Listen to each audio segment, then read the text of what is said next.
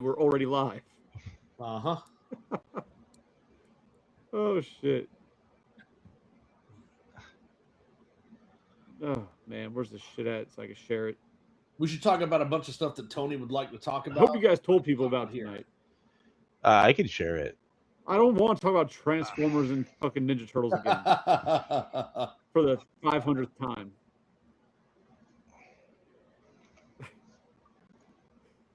Oh man, come on, hurry up. There we go. Don't be a bitch.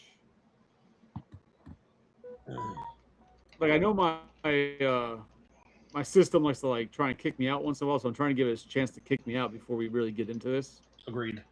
And the fact that it hasn't done it yet is annoying me because I feel like I know it's coming. So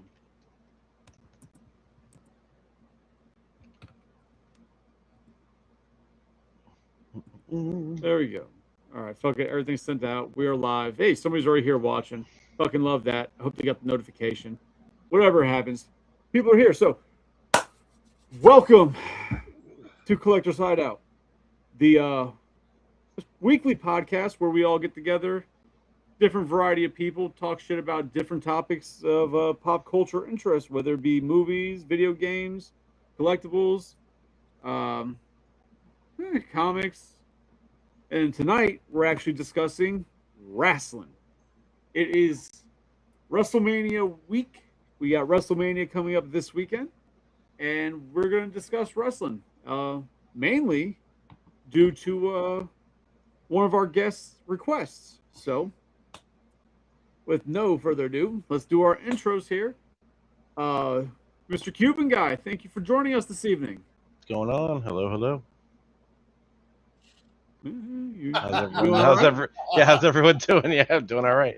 Sorry, the Doom apparently the Avengers Doomsday trailer leaked.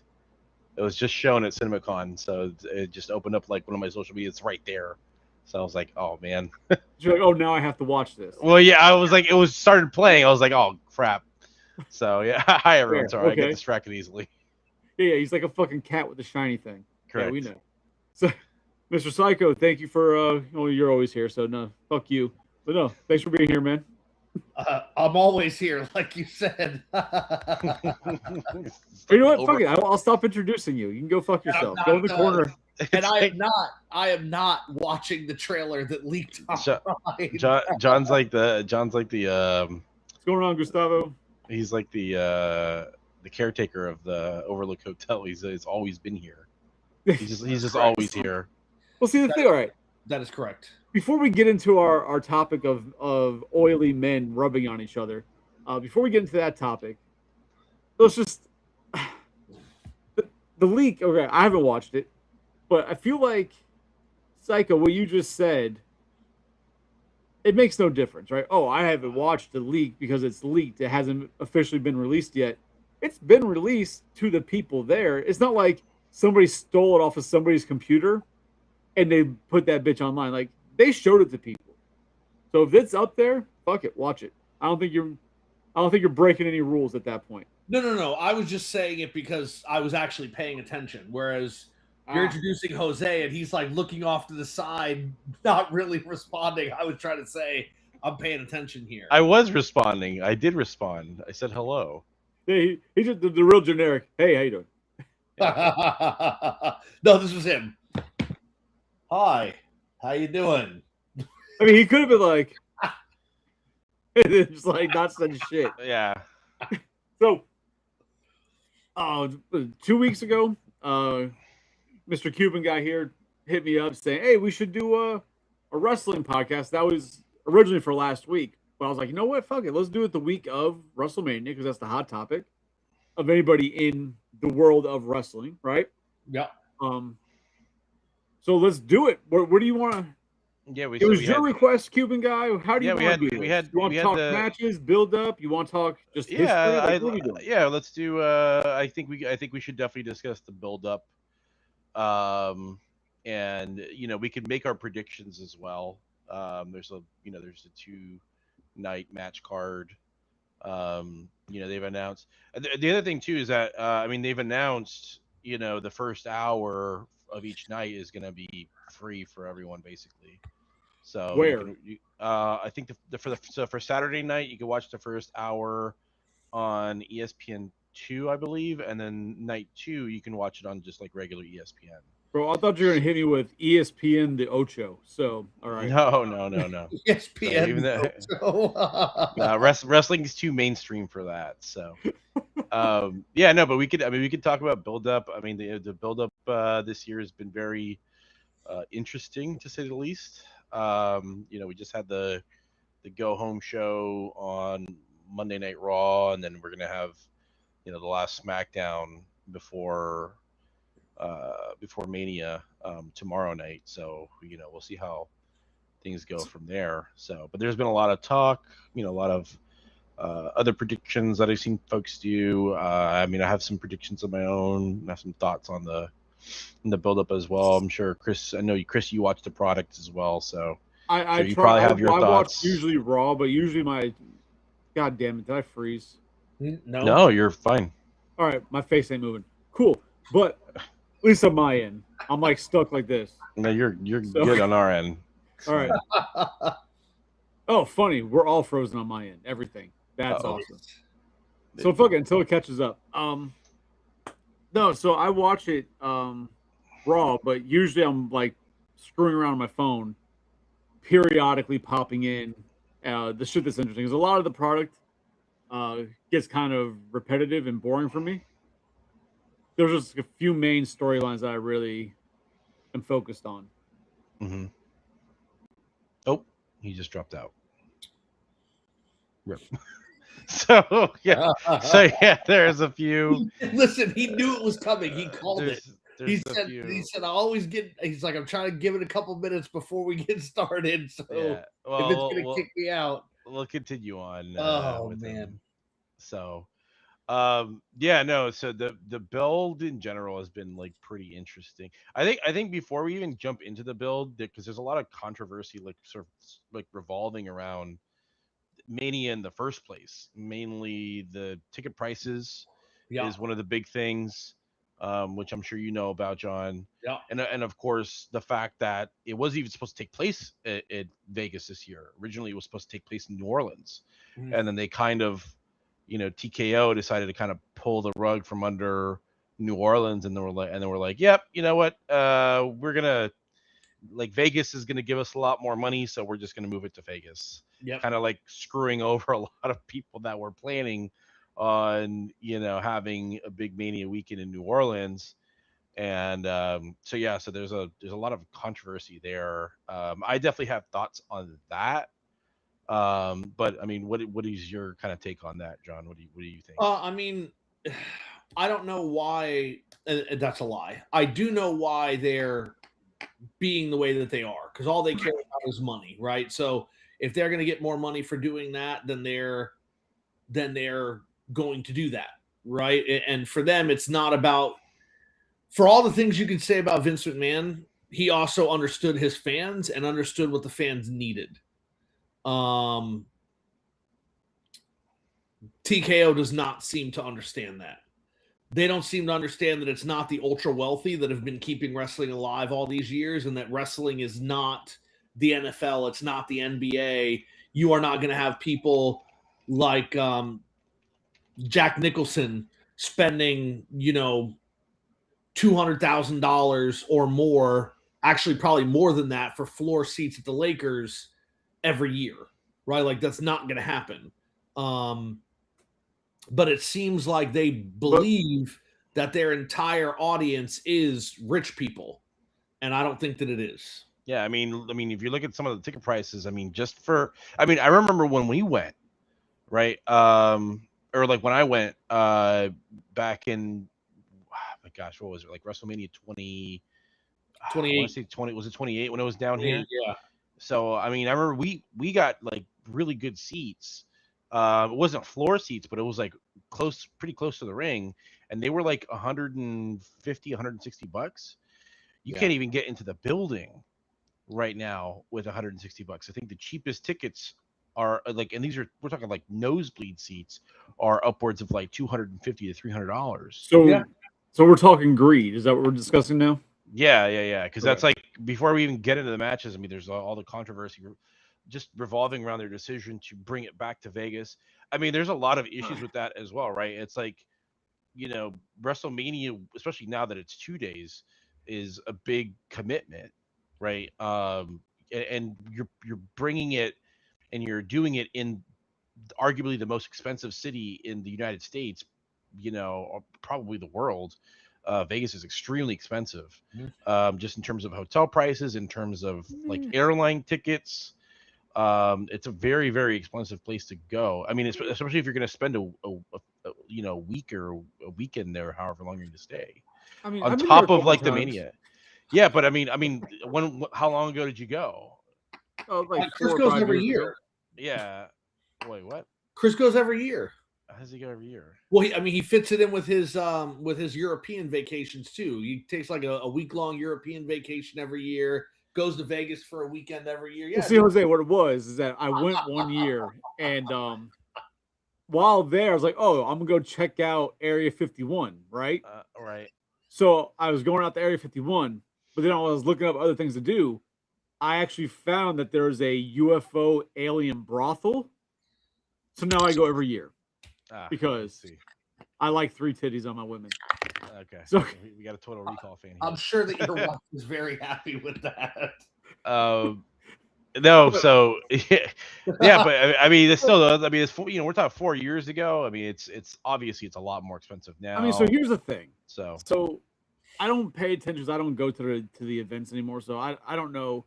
I've heard and read people complain about pricing, right? When it comes to pricing, the only event that I understand the really high pricing or higher pricing on would be a WrestleMania, right? Just like a football game, the Super Bowl is always the higher ticket, right? It's the big one. Sure. So I get that. It's the small shows, the normal Raws and the SmackDowns, those prices. If those are getting insane, that's the problem, right? Because, I mean, those are also getting insane. I mean, those are more expensive. That's a different situation. That's messed up for me. I mean, I said, when it comes to the WrestleMania, it could be as highly priced as it wants. And I know John's example of, Jack Nicholson's not going to be sitting ringside. Okay, true. But look at the amount of celebrities that do sit ringside now, right? It's not Jack Nicholson. It's a younger generation generally, but there is a lot of celebrity attention right now. So I can see why TKO is like, oh, we're going to push us, especially on WrestleMania, to get the higher numbers because the fans will support it. And the fact that they are supporting it just proves them right. I still feel like they're not supporting it. Yeah, like it's still a bad business decision because at the end of the day, like it's a bad business decision for the Super Bowl to do it too, but they do it and they make their money. No. But listen, it's different though. Here's the thing: is that it would be one thing, but that's why the Super Bowl changes location every year, right? Because if you have it at the same location like 2 years in a row, you're going to have diminishing returns on your profits. Okay. Because if people have already, like, basically what that means is that people have already gone and they've already experienced it, they're less likely to come back the next year and like do it again because they're like, we already went to Mania. You're discussing, you're saying, the same location. This is the first time that they've done back-to-back same location. It's always moved. So it's always been the same, like a Super Bowl where it's moved around. It's usually wherever the Super Bowl was the year before is where the WrestleMania usually happens, right? Or something like it follows the Super Bowl. It sometimes does that, but not all. Yeah, it often follows the Super Bowl. This is the first time it's been 2 years in a row the same location, right? And I agree, being in the same location is kind of weird, right? And I don't think it's a great idea. They did 2 years in a row in Orlando. For the Super Bowl? No. For WrestleMania. Are you sure? I don't think so. When did they do Orlando for WrestleMania? They did Miami. I don't think they did 2 years in a row. Maybe in Florida. You might be thinking because they did one year in Orlando and then the next year, and then they did the next year after that. Oh, but that doesn't. I mean, that's not the same thing though, because I mean, there were no fans in attendance for like one of those years. Remember? Oh yeah, that's different. Yeah, that's different. A whole different aspect. Yeah. We're talking about like when there's fans in attendance.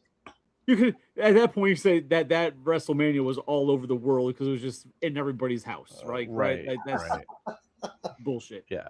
But like I said, like that one, like WrestleMania, I get it. Pricing goes high. since I was a kid.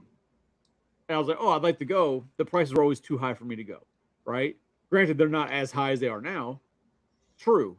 But it was always too. So I've always expected WrestleMania to be out of my price range to really go. And I could afford to go to like the nosebleeds. I've been to a wrestling shows in the nosebleeds and in the middle. And guess what? It's not fucking worth my time to go for a nosebleed to where I could see it better just looking on my fucking phone than being up there. It's like, what do I want to watch? A bunch of fleas fight each other? No, I don't want that. Like, if I'm gonna go, I'm gonna be at least like the first fishbowl section, like where it first starts going up, or floor, ground floor. But that's kind of my point, Chris, is that like in order to do, like, I agree with you, like most people want to do that, but in order to do that, like you have to save up money, especially if you're going to go with like your family, right? If you have like family going, you got to purchase stuff for the kids. Yeah, but that's hotel rooms. You got to purchase. I mean, it's a big Jose, financial investment. So it's like, and now it's like, yeah, that's everything. But see, I think here's what Jose is saying. That's You're everything. right. You're right when you say that you have to save for anything. You have to save to go to the goddamn movies. But the problem is that where WrestleMania tickets used to be reasonable, expensive, but reasonable, right? $200, $300 a ticket, fine. Okay. Now that same ticket that was just a couple of years ago, $300 before TKO took over. Okay. Now that same ticket is like $8,000. Yeah, it's like a huge increase. Like, it's not like it's compared to last year. It's not. It's just they're just like, oh wait, we can make a ton of money. Just compared to last year, it's literally on average 60% more. But the problem isn't TKO.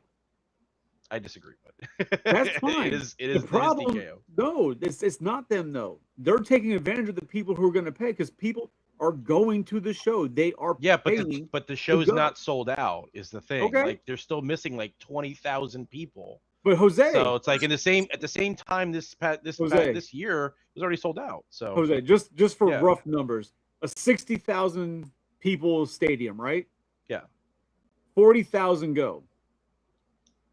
40,000 at $300 or 40,000 at $8,000. Who's making the money? I mean, I'm not disagreeing with you. It's all about greed. Yeah, it's no, I'm saying, but the thing is, the people going and paying those prices are telling them it's okay. They're showing them that they're right. Just like in my and John's world of collectibles, right? Yeah. Scalpers are shitty, but the real problem are the people who pay the fucking scalper prices to get the shit. Because if you stop paying those prices, they'll stop selling that shit. You see what I'm saying? Yeah, but I think with they're justifying their decision is being justified by people who want to go.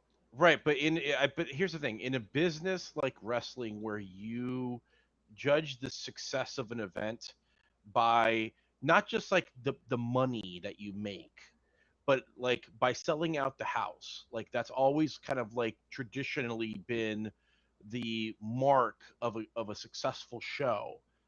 Is when you, I mean, when you could tout numbers, like you're touting things like the Silver Dome, you have like 90,000 people. You know what I mean? Like those are the kinds of accomplishments and successes that make for a good success. When you have a stadium, when you were in that same stadium last year, and you're missing 20,000 people, sure, 40,000 people are still paying that price, but those 40,000 people are always going to pay the price no matter what because they're super rich. So it's like, is that a reason that they should just continue hiking up prices? I don't think so. You don't think so? Again, I don't think so. Yeah, because they're a business. Of course, they're going to go for the biggest profits. Obviously, there's different types of business. It's the same thing for like any type of business that has like whales or anything like that. People that are going to spend exorbitant amounts of money. Can a company cater to those people? Sure, they can. Does that make it right? No. Like I don't think that makes it legitimately. Into an argument that I have every day with my management teams. Okay, my job is to focus our locations on quantity. Right.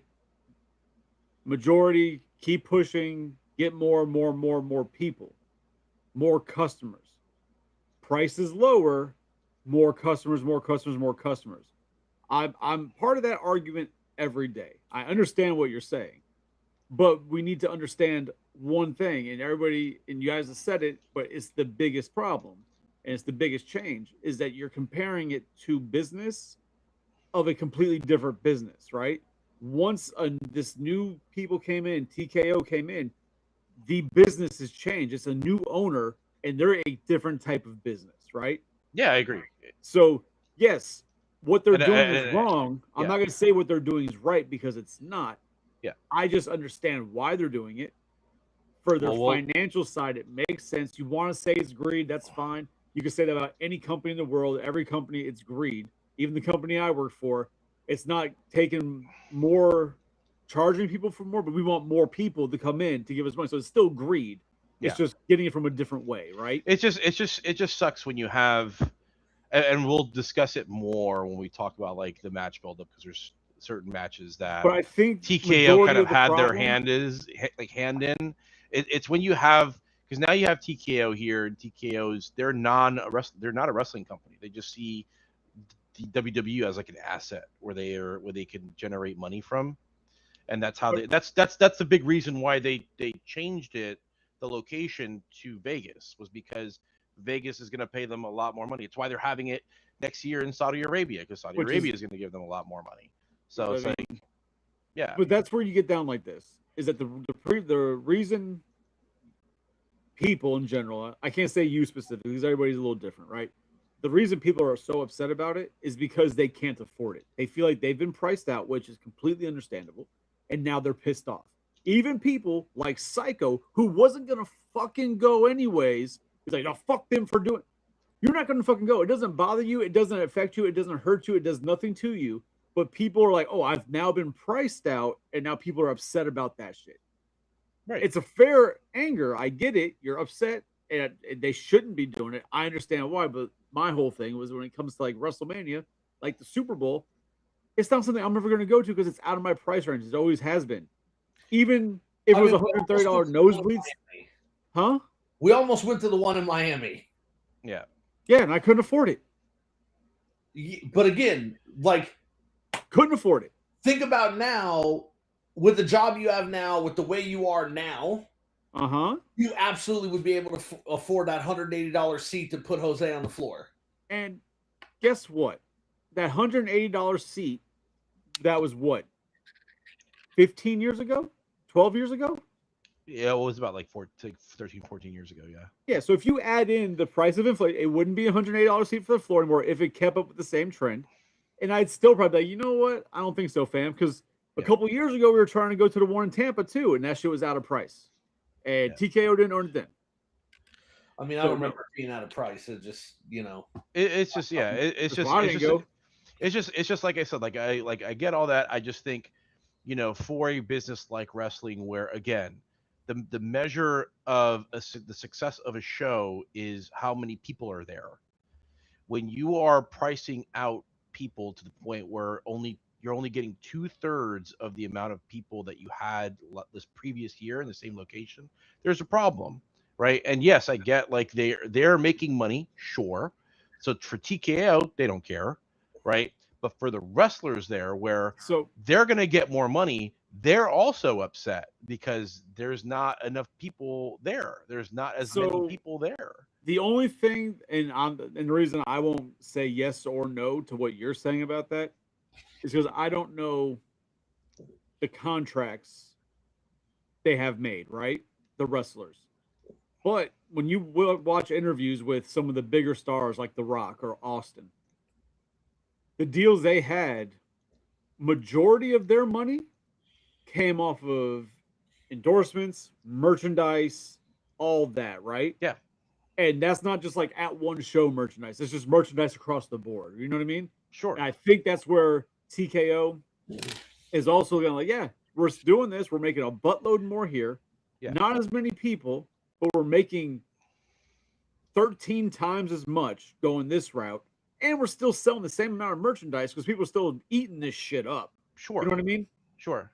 But by that same logic, that kind of makes my point, because like I'm saying, the No, right. But here's the thing: is that the wrestlers are upset because yes, people are gonna buy merchandise and stuff, but people are more likely to buy merchandise at the show when they're at the show. Correct? No. Yes, they are. If they're at a wrestling, it's the same thing. If they're at a sports like a Jose, sporting if that event. was the case, then when you went to a wrestling show, you'd never see anybody with any merchandise. You'd No, see them that's walk in naked and then walk out pimped out. that's a stupid argument, and you know it. That doesn't make Well, any no, sense, because you're dude. the way you're saying No, it. You look people at are all the- more people are more likely everywhere to that you buy can go, stuff. everywhere you can go and buy wrestling. I'm not merchandise. saying like every It's not what you're fair. suggesting is every person that goes into a sporting event goes and buys something. No, That's what you that's not just what I'm. said. No, I said they're more likely to. That's why I said more likely because they Who? are. Who? Everyone who's there. Exactly. People- Thank you. You just said everyone who's there Yes. will buy something, and they're not. No, there. Yeah, Everyone schmuck. who is there is more likely to purchase things. That's why I worded it that way. They are They're more gonna likely, buy which is shit true. outside If anyway. I go to a WrestleMania, every time I went to WrestleMania, I would go by like the shop there and see if I Okay. wanted to get something, and sometimes I would be more likely to purchase something from there than like WWEshop.com or something like that. Everybody is. No. It's silly for you not to think that. I'm not like- buying a fucking $50 t-shirt. I'll go buy a $12.99 one from Walmart. Get the fuck out of here. I mean, okay, sure, that's your thought, but that's not what the statistics and what everything else says. So, like everything else says that like people are more likely to buy Everything else, merchandise cool. at Everything the else. show. After the show, I want you to send me where you got those statistics from, because like Sure. I've said, I can't I can't say exact because I don't know the numbers, but apparently you do. So I'd like you to send them to me Sure. to show me how the numbers of at show sales translate from people attending to sales versus sales of merchandise outside of the show. I want those specific numbers to see which one's more.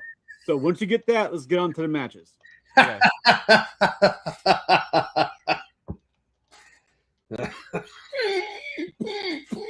It's moments like this that people turn into hamburger and brontosauruses, all right? So calm down.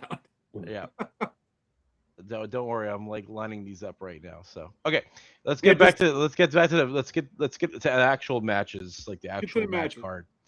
Okay, so WrestleMania night 1. So obviously, like I said, the first hour is going to be for night 1 is going to be on ESPN2. So So it's gonna these suck. two No. I think the opposite. Oh well, I mean, I don't know if the matches themselves are going to suck, but I mean, I think they're going to try to put on like their best matches to like get people to watch the show. It's kind of like, hey, it's like giving people like a free sample at like Costco or something. You know what I mean?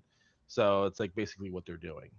So the first match on the card that they That's have is going kinda to be weird. a what? For them to do that.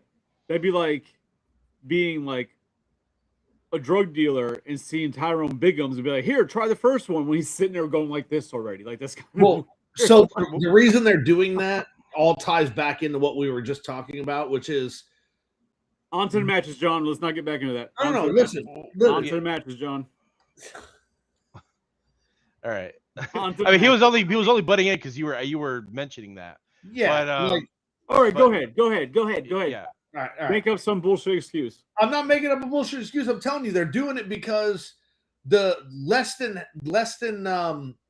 I think it said less than like 50% of the people they were expecting to adopt the ESPN Plus app for the wrestling pay-per-views actually did that. Right. And versus then Steelers.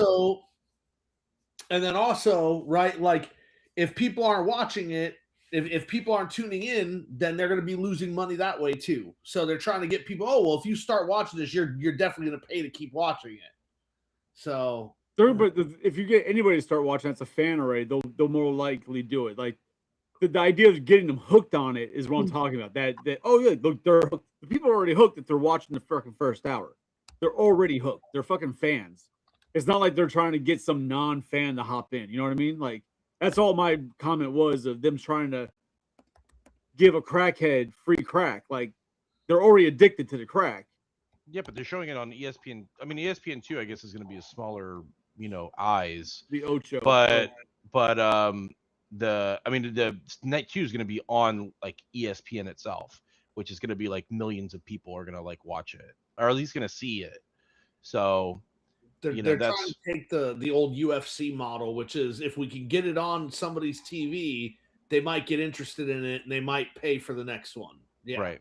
Or pay for like to watch the rest of the remaining show. Yeah. What are the matches in the first hour? All right. So in the first hour, night one, it's a 6-man tag. It's the Vision, so Logan Paul and Austin Theory with IShowSpeed against the Usos and LA Knight. That's gonna be a shit match. Okay, so let's continue. What's the next match? Well, hold on. Let's talk a little bit about like the build for the match, because I think the whole reason why they're doing this match is simply because of because I showed Speed Logan Paul. Right, because of the popularity of like and like the name recognition of like those two in general. And, so and I now think Cameron. And who? Cameron? Who's Cameron? Or the rapper? Or yeah. Who's Cameron? What's Cameron? Yeah, he was just did an episode of his podcast, and Jay was there. Jay Uso was there, and he felt like he was disrespected, so he walked over and ripped Cameron over the desk and started beating him on the floor. What? When did that happen? I didn't hear about that. Like yesterday? I saw the video today. And then now Cameron went on Twitter. He's like, "Oh, I'll see you at WrestleMania, punk or some shit." Now Cameron's gonna be there. I did not even hear about that. But that's crazy. I didn't even know about that. Because like at first, like the way it started, it seemed like it was a shoot. Like he was Jay was like, hey, he said something like, hey man, I don't know where you're getting your information from if you're reading shit on the internet, but that's really disrespectful. And like he started going, and Cameron was, man, just get out of here. Like the show's over. Like you don't need to be here. You guys need to get me people from WrestleMania night 2. I don't need these night 1 guys on my show. And then he got up and walked over and just yoked his ass out. Wait, was this real? Like, was it real or was it like? At first, I thought it was a shoot until you yoked him out of his chair. I was like, all right, this has to be a work. What the heck? Yeah, because I feel like he would get arrested. So Cameron is sitting there, and Mace is like his co-host. Mace is just laughing while it happens. There's another female there. She like jumps over to the desk to try and break him up. Other people come up trying to break him up. Bro, like, I didn't even hear about this. I'm out of the loop. I didn't even know that happened. But Jay Uso yoked his ass over that desk and started That's great. So that's what I'm saying. So I'm like, if that's real, like I feel like Jay Uso would have gotten arrested and got in a lot of trouble. So I mean, if it's real, he would have either gotten arrested and been in trouble, or Cameron completely lost his "I'm a gangster rapper" street cred. Yeah. That's what I'm saying. So I don't know. That's interesting. Where's That's Cameron's homeboys in the back, like his posse that are supposed to be there? Like nobody helped that man. I would have to watch that video. Producers walked over, started grabbing people. Yeah, I just searched it up. There's like videos everywhere of it. I'm gonna have to check it out. But yeah, like so as far as like the build up for this match goes, it's been okay, I guess. I mean, it's kind of been shit, actually. Exactly, it's a shit match. Right? Yeah, it's kind of been shit. The problems I have with this match is that it's obviously a forced match. They've been building the whole Usos versus the Vision type angle. They've been pushing that for months now, right? Yeah. But like they never like committed to it. Like they start and then they go a different direction, and like, oh, they're not focused on that anymore. Oh, LA Knight's involved. Oh, this part, like it was never like Usos versus them. It was always like others. But then it's like, we need to get somebody else in here. Oh, you know what? Here, IShowSpeed. Let him get cursed. Now he's causing this to help build this match. Like, it's just a lot of stupid buildup. When I'm more interested in just the match they had the other night, where it was the Usos and LA Knight versus the wannabe bloodline from SmackDown. MFTs. Yeah. Like Solo Sikoa's group, right. I like that. I was more interested in that. Yeah, it definitely feels like they've just kind of like inserted this, like LA Knight's there just because like they know he's over and they want to give him something to do. But yeah, it's like the Vision's just been kind of screwed over with like Braun Breaker and Bronson Reed getting hurt. So I have a feeling that I can't give you a play-by-play of how it's going to go. I have a feeling what's going to wind up happening in some fashion is that IShowSpeed's going to fuck up something, right? He's going to cause somehow the Usos or LA Knight to lose, and then the Usos are going to go destroy LA Knight, or at least Maybe. Jay is Yeah. going to destroy LA Knight, and it's going to be like almost like an Like- official heel turn. Yeah, like Jay's kind of heel turn. he's They've a kind of been fucking kind of been teasing it. They've been teasing a heel turn with the Usos for like 7 years now. So Well, I mean, Jay in particular, they've been like teasing it for like a few weeks. yeah, they've been recently teasing him almost like he's going to become like the new fucking Like the new tribal, tribal chief chief, and have yeah. Roman Reigns be his muscle. Yeah, something like that. Yeah, I don't know. I mean, man, this is like AVP. Like whoever wins, we all lose. I don't really care who wins this match. If I had to make a prediction, I'm probably gonna say the Usos and LA Knight, just based off of like shenanigans. I think maybe Danhausen shows up and does something, or curses I Show Speed again, or something like that. I don't know. He just wants the guy's mansion. Yeah. He just wants his mansion. He wants his followers, apparently. All right, So- just because you mentioned him and I mentioned him also, I'm gonna say this right now. I hate the fact that I'm enjoying Dan House as much as I am. I fucking hate it. He at first I mean I've told you, like, when he was on AEW, like, I did not like Danhausen. I thought he was so like cringe and not funny, but I don't know what it is. Maybe it's the fact that he has like actual like creative team and people writing his stuff, and that combined just with his like charisma just makes him just funny.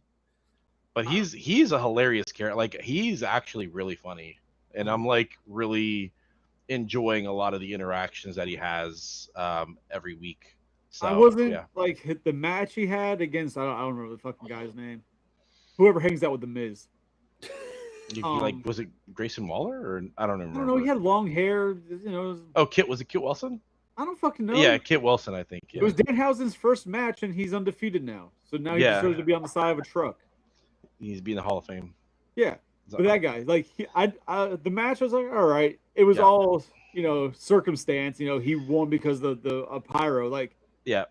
so I haven't seen him actually be a great wrestler. That apparently, from what I've read, he's actually a really talented wrestler. Apparently, yeah. I haven't seen that, but his backstage antics, I hate that I'm enjoying them as much as I am. They are very good. And I'm really, I mean, I knew it was going to be funny, but when as soon as you start mixing in R-Truth with those shenanigans, and now he's calling him Asuka, and like, I shouldn't be enjoying it, but I am. So. It reminds me of like old, like, back when Goldust was there, and like you had like Goldust and Booker T. Like, it's that kind of humor. It's just it's getting really funny. I think I'm definitely, like, he's growing on me too. I agree. All right. Should we move on to the next match? For no reason. Yeah. Should we move on to the next match? But who's on the next one? Or Psycho, do you have a prediction on this 6-man tag? Yeah. I mean, the only thing I was gonna say is I got the feeling that one of the actual Vision were gonna come back and just destroy everybody.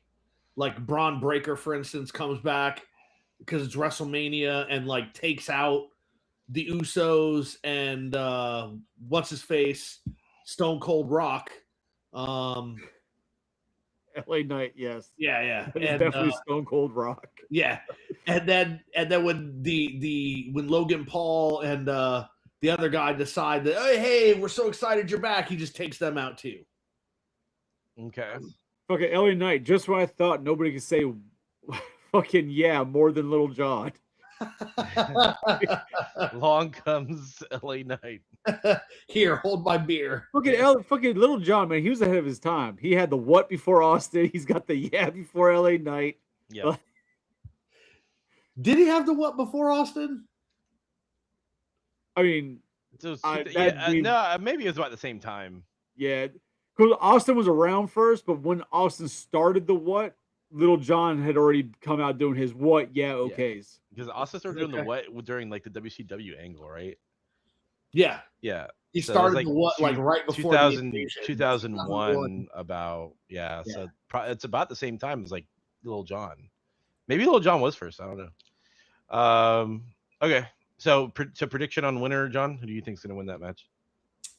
I mean, I don't I give a fuck. I would be surprised if it was not Division. Like I said, I think what's going to happen is there's going to be interference for them, but then that interference is also going to go against them as well. Okay. All right. You don't know who Stone Cold Rock is, Adam? What kind of nonsense is this? You're not watching wrestling? So Cold Yeah. Rock is what we call LA Knight because he's LA Knight, basically 'cause like he- the combination of the two. He throws out promos like he's a perfect mixture of the two of them, and he Yeah. dresses almost like he's a mixture of the two of them. It's kind of true, yeah. Maybe sprinkle in a little bit Macho Man too, since he's like the spokesperson for Slim Jim. So, oh man. All right. So the next match that's gonna be in that first hour is gonna be Jacob Fatu against Drew McIntyre in an unsanctioned match.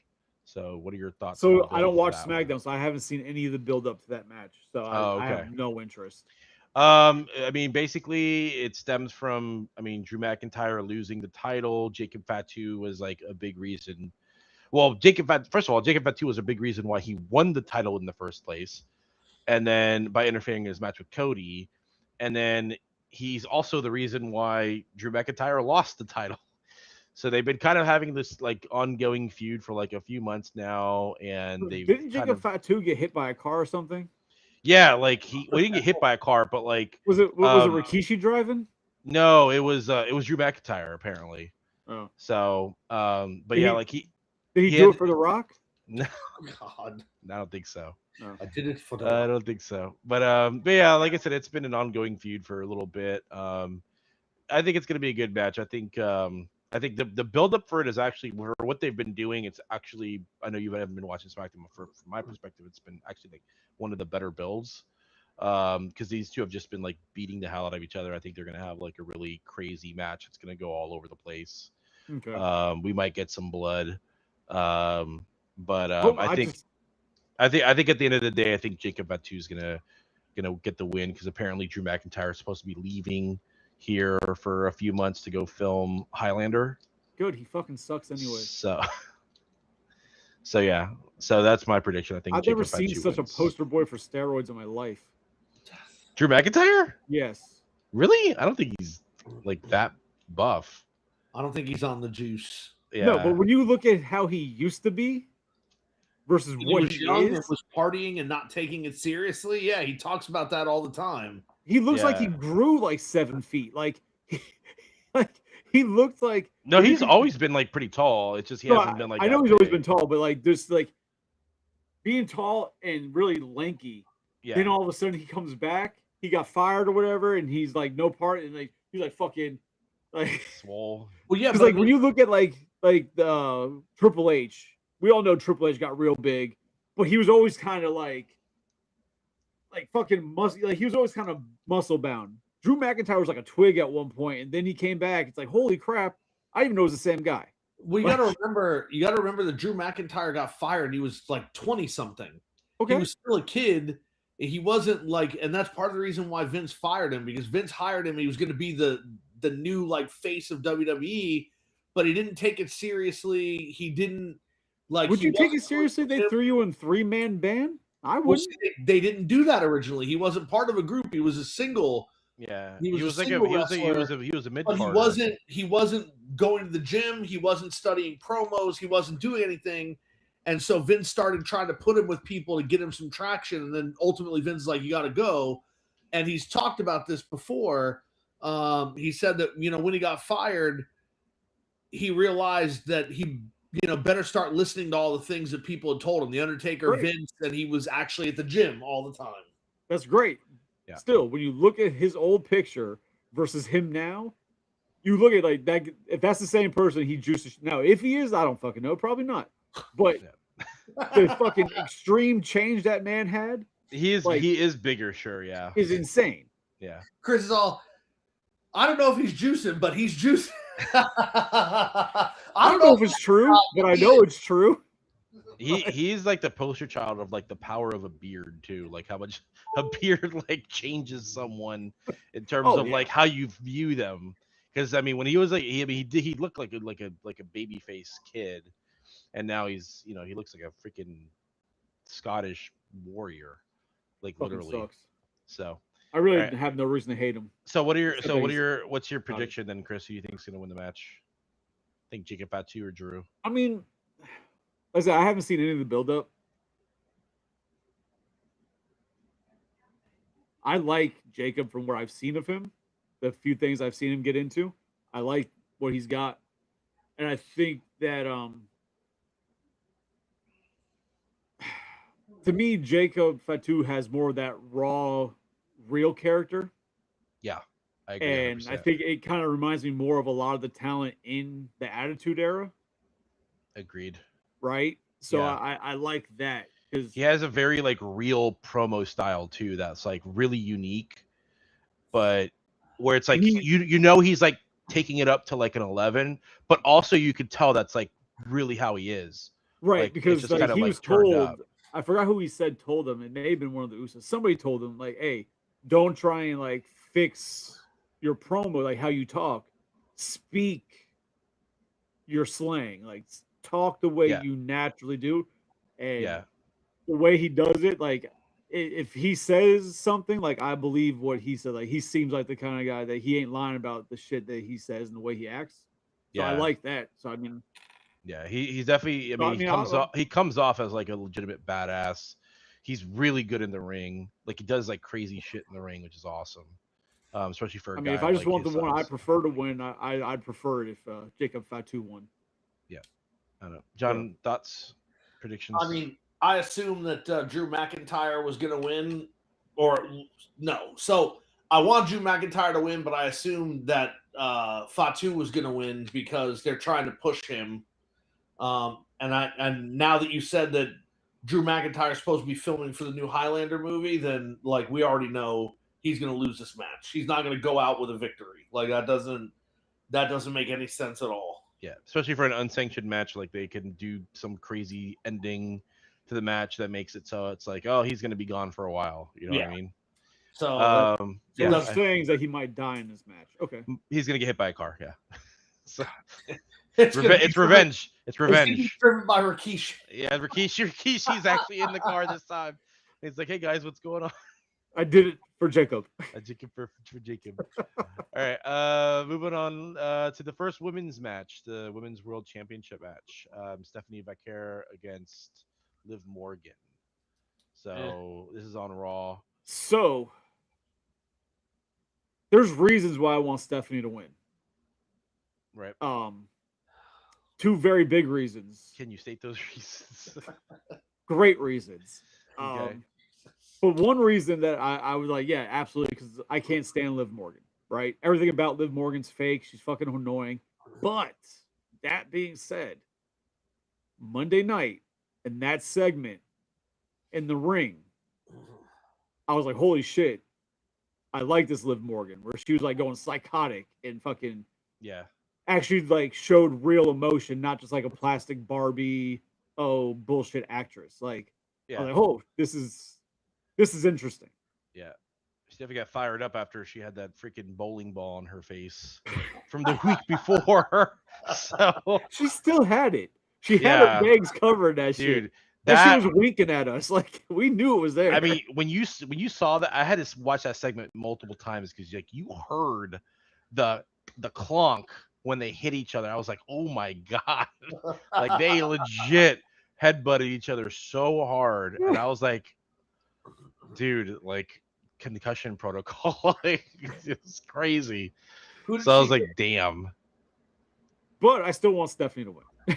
Who was it that she ran into, collided with? It was Roxanne Perez. Didn't she get a She big also round had head one, too? yeah. So, but I mean, obviously the focus is going to be on Liv since she's the one with the match. But Oh. like, yeah, Roxanne also had one on her head. All that being So- said, also, they made me sit through that Liv Morgan music video.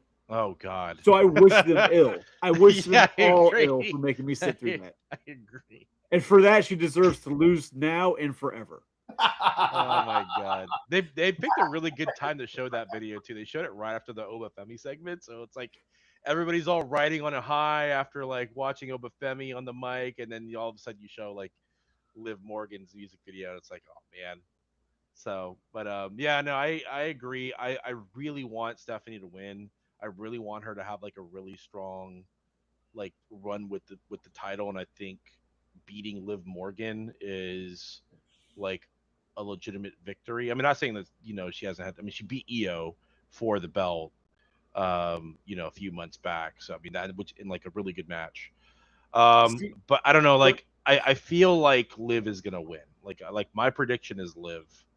So because I think they're gonna give the belt to her because it's gonna lead to some kind of storyline with the Judgment Day and them like breaking up. Maybe like Roxanne turns on her like the next night on Raw or something, or like Raquel and Roxanne work together. I don't know, something like that. But I feel like they need to change their tag names to the Concussion Twins. Concussion But Protocol. like, yeah, I mean, it wouldn't surprise me if Liv Morgan won. Yeah. But I mean, I'm not gonna give details why. I'll tell you later. But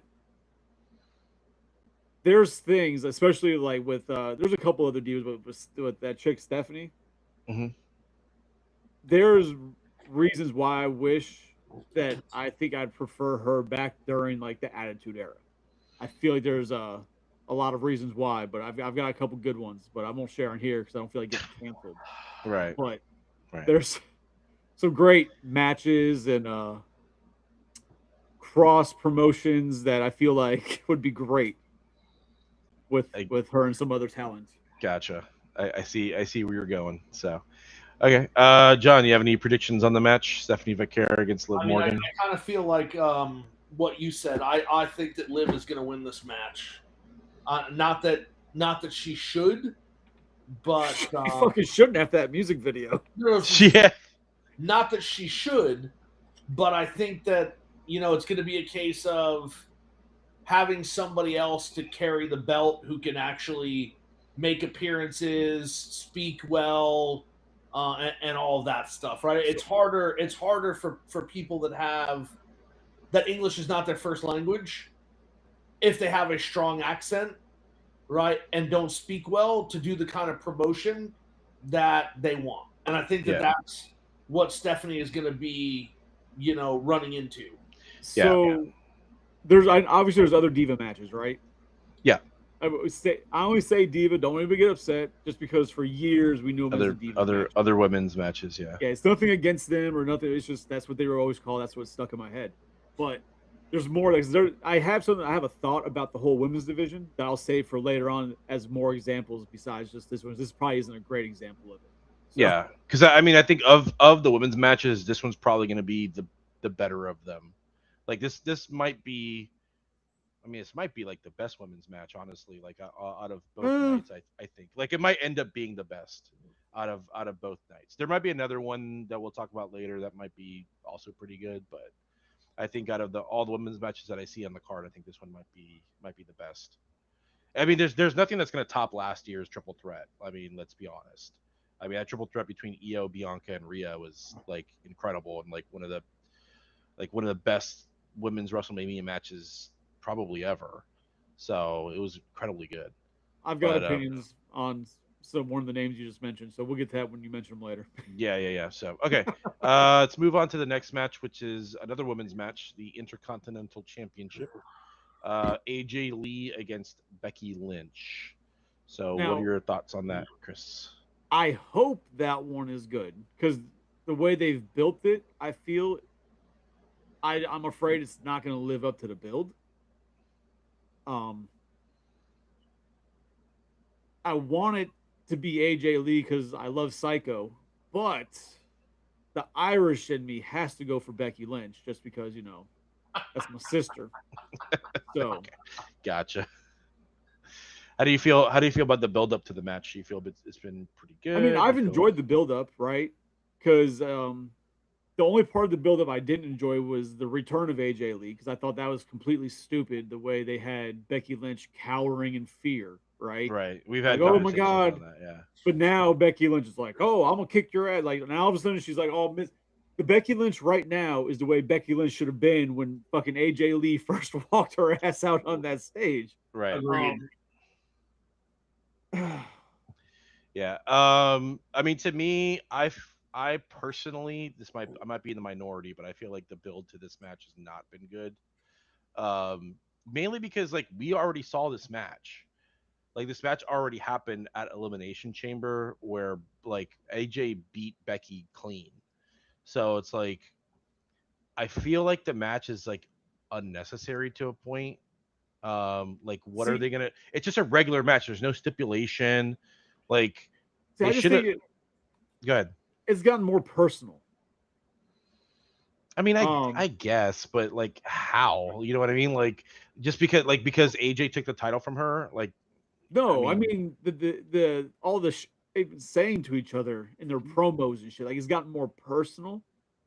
Like for me, this match doesn't even need a belt attached to it. Like the belt means nothing. I agree with that. That I definitely do agree with. Yeah, a belt So means nothing. But like the first time she said it, the second time I was like, all right, yeah, we get it. But the first time she said, "I'm your daughter's favorite wrestler," I was like, that's yeah, it it's was cold. hateful. It's like it's a But cold like she line. said it again a week later, I'm like, all right, calm down, girl. You said it was good the first time. You kind of overdid it, but Yeah, yeah, like they said, there just seems like it's like more of a much more personal buildup, and it's funny because you watch like these interviews. Like I get these like shorts from Facebook that pop up. I don't know when they were recorded, hmm but like there was one that popped up recently of AJ and CM Punk doing like eating hot wings or some shit. yeah. There was like something like a video I watched earlier of them two doing like questions to each other. Right, and she was asking something about Seth Rollins, and he said something about Becky Lynch. She's like, "Oh, I love Becky Lynch. It's not her fault she's married to an asshole or whatever the fuck it was." I'm like, this must be older because right now they want to destroy each other. Like, Yeah, but just to see those clips and see where they're supposed to be at now, like I said, to me, it just feels like a lot more personal. Which I hope for it builds up to that. You know what I mean? yeah. That it pays off, but I have a feeling it's not going to pay off for Yeah, what I they've feel been like trying to I mean do. I feel like a lot of it. I mean I love AJ Lee, but she's definitely like limited For in terms of reasons. what she can do. I mean, yeah, she hasn't been in the ring for a really long time, so a lot of it's gonna have to be kind of Becky carrying the match, which I know she can do. But yeah, it's as far as predictions go, I think I kind of agree with you, Chris. I think Becky's gonna win this one. So I think AJ won the first one. AJ can't be on television all the time is the other thing. So it's like she's going to be like very limited on her appearances. So it's like why keep the Intercontinental belt on her when you could give it to Becky and actually Right. have Becky do a feud with like other people in the division. You know, if Stephanie Vaquero loses to Liv Morgan, like you could have a feud between Stephanie and Becky, which would be awesome. So where like Stephanie's going after the Intercontinental belt now. You know, so I feel like there's like more stuff that you can do if you take the belt off of AJ. So I think Becky's winning this one. John, what do you think? I mean, logically, it should be Becky that wins. I want it to be AJ though. Fair, fair, fair. I get it. You don't like Irish people. It's fucked up, brother. I mean, it's not about heritage. It's about the fact that I thought AJ Lee was very entertaining when she was first in the company, and then she left so abruptly. It's like now it's like when Edge was gone and then he came back. It's like you want him to win every match he's in, Yeah. So right? So like that's because that's you how I'm said looking at that, it.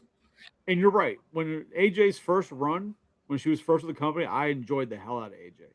Yeah. It was a agreed. different women's division then, right? Yeah. Yeah. It was literally the Divas division back then. Yeah. And she was like the shining star. But she was the since- one that moved it away from being the Divas division more towards being women wrestling. Yeah. Yeah. No, I'm not saying it wasn't. She was a shining star there. Like she stood out amongst. Granted, she didn't have a lot of great competition, but her return, I don't think she's hit it. Like it's been nice to see her, but the way she was on her first run, I don't think she's met that AJ. Like she hasn't brought that back. It's been several years. It only makes sense. You know what I mean? Yeah. She's gotten older. And not you say like age is a bad thing, just she's got more mature. Her character may have developed more. You know what I mean? But Yeah. it's just I'm not seeing the same attraction. Yeah. that I enjoyed. She's definitely the still first good run. on the mic. Like she's still like can cut a decent promo. She could cut a Um, decent promo, but I mean, to me, a lot of her promos now seem very scripted, where before they just seemed very natural. Okay, that's fair. Yeah, and they might very well be a lot more scripted. But they So could be. Then yeah, she just got to work on not sounding so so like she's so reading off her wrist. You yeah, know what I mean? Like, fair. Yeah, for sure. All right, moving on. We have the 4-way for the women's tag team championship. and yes, Kiko, yes, we're still talking wrestling. That's the whole night's about wrestling, brother. Yeah. You got the champions Nia Jackson, Last Legend, against Charlotte Flair and Alexa Bliss, against Bailey and Lyra Valkyria, against the Bellas. All right, first of So, all, Bella's thoughts? gonna get the fuck out. Okay, Right, right off the bat. off the bat. They need to throw them over the ropes or whatever they gotta do. Just eliminate them. They're shit. It's not an elimination match, unfortunately. It's a 4-way, so it's gonna be just like first pinfall. Because I've never liked the Bellas ever. I mean, you like parts of them. I mean, there's nice parts. No, but the Bellas, I've never liked them. I enjoyed them as people. Well, one of them as people when they had we're on the Divas show, and then they had like the Total Bellas. Divas, yeah, right. Or was it? I the enjoyed Bellas as well? Brie. Brie, I was like, oh, she's funny. I can appreciate her. She's a horrible wrestler, but I appreciate her. Nikki, never. No, I'm good. They don't need to be there. Okay. So, your thoughts on the build up for the tag team championship match? To me, Well, I guess it's been mostly on SmackDown, so I guess you might not have been watching. yeah, it's been mostly SmackDown, but it's still like the clips I've seen of it. It almost feels like they're just like, hey, we needed a spot to fill for WrestleMania, and we have the tag team. Fuck it, let's push these. Like, Yeah. the really only build would be what? They've had like singles matches between them. Right, but I mean, the real beef there is what? Flair and Alexa Bliss. and then against the champs. Yeah. Like Bailey and Lyra Valkyrie were just kind of thrown in there because they won like a #1 contender, and then the Bellas are in there because they're the Bellas. That's another one. So all right, I'm saying this about the women's division because I said earlier the women's division in WWE I can't say completely, but as a whole is really lackluster.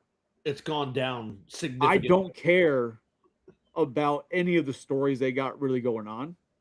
Not taking away from the women what they're doing, like creatively, yeah, work. I would agree. Creatively, yeah. Yeah. Like there's only like, it's showing through the build to WrestleMania. I mean, we're saying all these women's matches, and like none of them are really like showing us. None of them are really like super stand out. You know what I mean? Yeah, no, there's nothing I care about because yeah, there's no story. Like last year, you have the triple threat. Like there was a story of, Io, Rhea, and Bianca, who like Bianca and Rhea were like trying to make it all about them, but Io's a champion, and Io's like, yo, like you guys can't ignore me. I'm literally the champion. I've beaten both of you.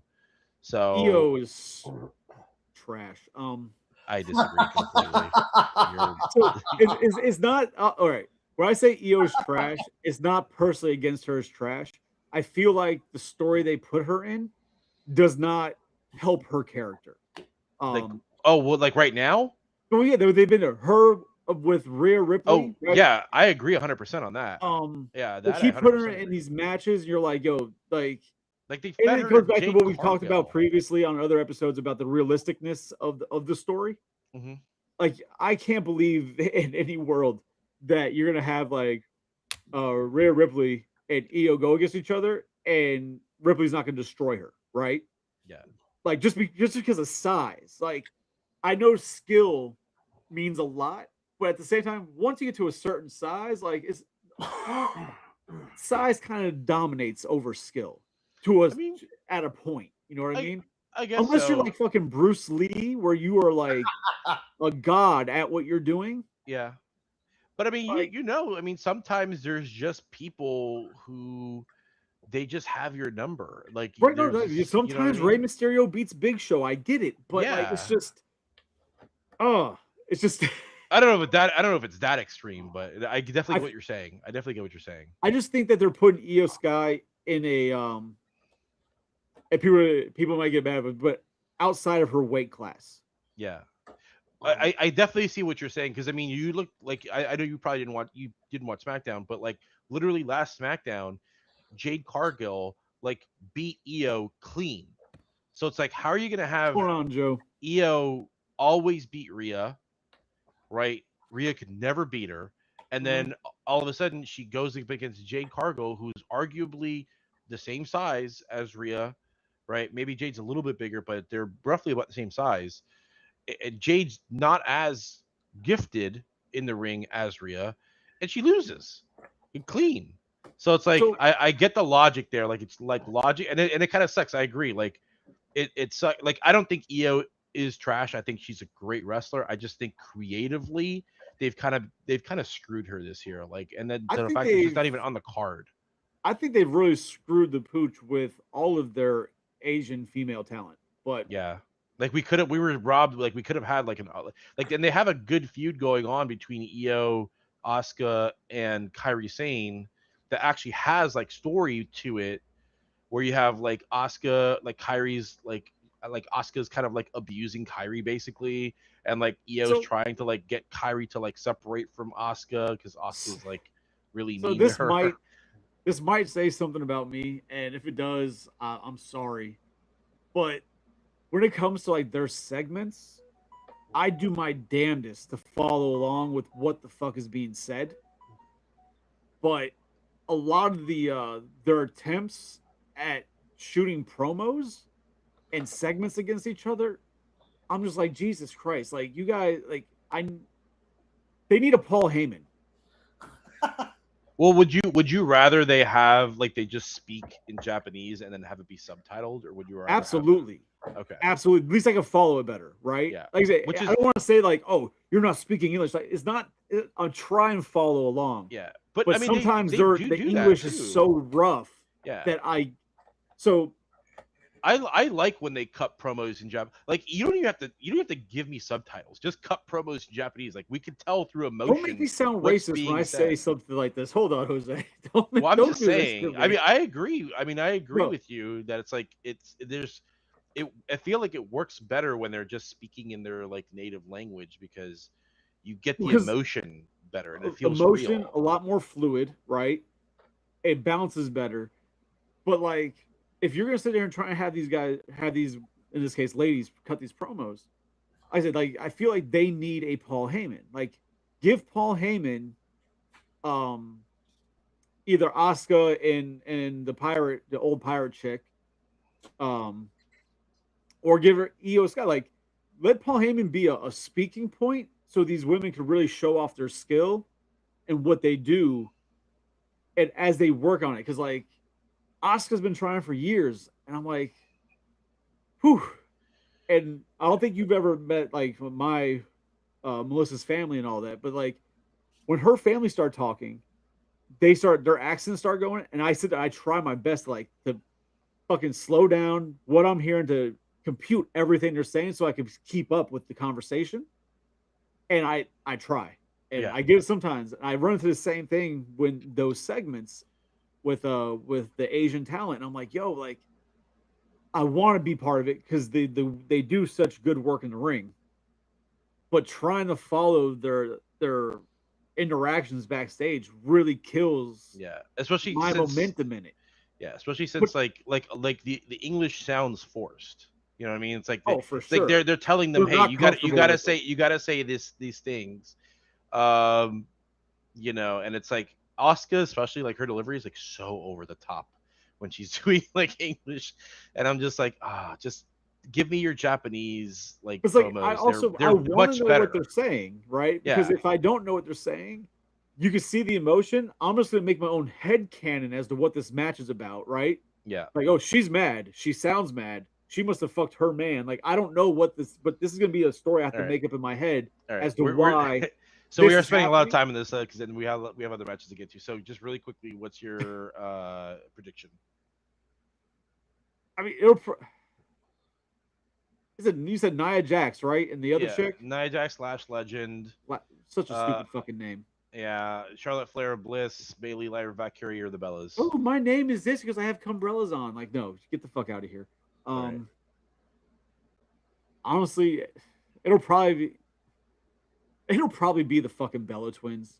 Oh God, no! I hope not. I would not be surprised if they gave it to the Bella Twins so they could have one more run. I would really be upset with that. It won't surprise me. I'm gonna say Bayley and Lyra Valkyrie are gonna win, simply because they were supposed to tag last year, and this is gonna be kind of like a makeup for them. Plus, also, I think out of the 4 tag teams, outside of like Charlotte and Alexa, I feel like Bayley and Lyra have been the most interesting. In the ring, and like their work with like Lyra kind of doing kind of heelish things and trying to get like Bayley to like kind of go heel a little bit. Because like Lyra, she has a mental. But with Lyra, Lyra's been like this really like cookie cutter like baby face, and like the fact that she's kind of like turning into a heel because she's like so desperate to win and to get a win at WrestleMania specifically. Is Bayley no longer doing the like, oh, I'll hug you, but then like in the middle? No, of her, they've kind of ditched that whole thing of like her having like multiple personalities. Oh. So now she's just like back to being like kind of regular Bayley. But I thought for a while they were gonna really push her to be like the next fucking Mick Foley with Mankind, Dude Love, and Cactus Jack. They're really pushing. Like, I think what my prediction is, I think Charlotte Flair and Alexa are gonna be like really close to victory, and then like some kind of miscommunication happens. They're gonna break up. That's gonna cause them to break up. Yeah, and I think Bayley and Lyra are gonna pick up the win. That's my prediction. So, John, what are your thoughts? I mean, I guess it's similar to you, but it's different. I think that Lyra and Bayley are going to be close to a victory, and then Lyra's going to turn on Bayley and attack her because it doesn't work out. I think that Charlotte and Alexa are going to get it. Okay. I mean, although I never even considered the Bellas. The Bellas, yeah. I didn't even like to give them one last run, and I'm like, oh, that makes a lot of sense. But yeah. I want to ignore that. But we haven't even seen Brie. We haven't seen either of them wrestle, I don't think, since like well, I guess Nikki's been hurt. That's kind of why. But I don't need fucking anybody yelling Brie mode and jumping off anything. Bro, I don't need really. That. Listen, I'm gonna curse. I'm gonna have Danhausen curse you if that happens, Chris. I can't let my life take any ignore worse. the logical argument that Chris made in this specific instance. And I'm gonna say Charlotte Flair, Alexa Bliss. Horrible. All right, let's move on. Seth Rollins and Gunther. Thoughts? I don't give a fuck. That story came out of fucking nowhere, and I don't give a shit. I hate both of them, so I'll just have to go with Seth Rollins because at least he's entertaining. Okay. I just wish Gunther would go away. I think Gunther. I can only hope that Seth Rollins slips and actually smashes Gunther's face into the floor. Curb stomps him like American History X style and like ends Gunther. He doesn't even need to do that. What he needs to do for this match only is to bring back the turnbuckle powerbomb and take him out the same way that he took out Finn Balor, the same way that he took out Sting. Like we just need to be all right. So my prediction is you guys hate Seth. You guys hate Gunther. So I think Gunther's gonna win just because I feel like it doesn't make any sense for him to lose, whether you like him or hate him. But if Seth Rollins loses, if Seth Rollins wins, then my prediction after that would be the only time Gunther will win anything is to retire somebody. And I mean, it looks like they're trying to like line it up to have him retire Brock Lesnar. That's not going to fucking happen. I mean, that's what it looks like it's going to happen. That would be fucking retarded. It looks like that's what's happening. So I'm just kind of throwing it out there. All right, let's move on to the undisputed WWE Championship match: Cody Rhodes and Randy Orton. Hold on. Oh, go ahead. I was just ruining fucking. What you said. Well, I mean, because I just want to move through because we have a whole other night we got to talk about. It makes no sense for Gunther to be the one to retire Lesnar. Why not? I mean, he retired AJ, he retired Goldberg, he retired John Cena. I get that. It's kind of his shtick right now. Yeah, I get that, but he is not. When he retired Goldberg was no longer really intimidating, right? Like Goldberg hadn't had a legitimate match in a couple of years.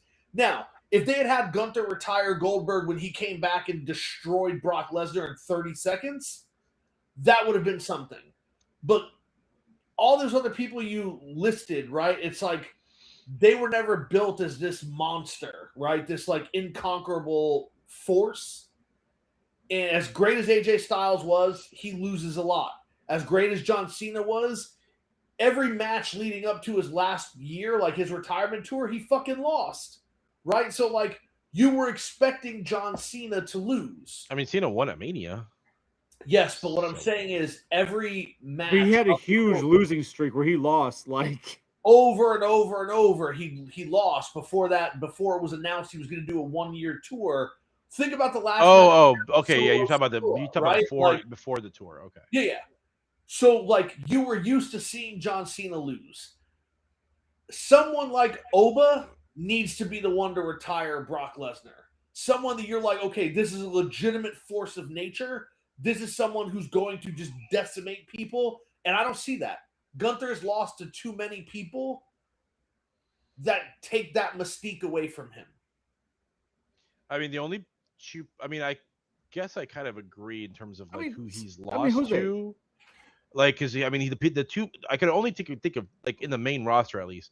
I could only think of two people he's lost to, and that's Jey Uso and Sami Zayn.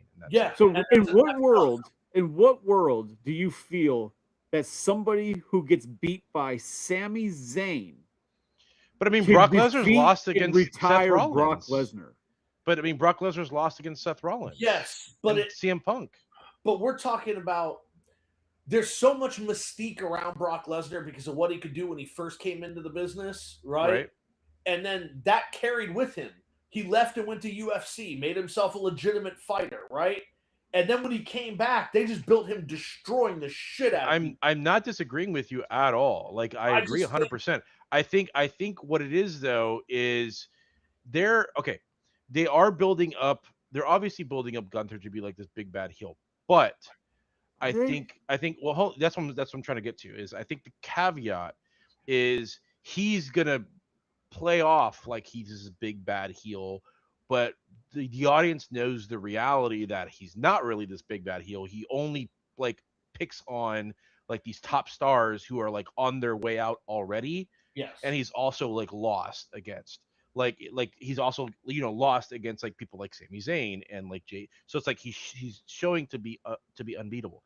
I think if you're looking at the grand scheme of things, I think it does logically make sense if Brock has a losing streak before going up against Gunther. So if Brock, for example, Brock loses at Mania against Obafemi, which I think he will. Yeah, he should. He 100% sure. We'll talk about that in a second. But if he loses at Mania, he still has other shows he's going to be at, like Backlash and like all these other shows. If he continuously loses, I think eventually he's going to be like, we're going to have like a storyline where he's like starting to question himself and his ability. And like, is he still the beast? So, the thing is all this and stuff. If they do that, right, and if that's what they do, and then it winds up having Gunther be the one who retires him, I don't care what anybody says. I feel like anybody who actually watches will be like, oh no, the one who ended Brock Lesnar was Femi. Right? Because if he's the one who does it, and all of a sudden Brock Lesnar's on his losing streak and then he gets retired. Yeah. So Gunther won't even get the credit of, oh, I'm the one who destroyed Brock Lesnar. Like, but no, I think it's going to completely ruin that whole.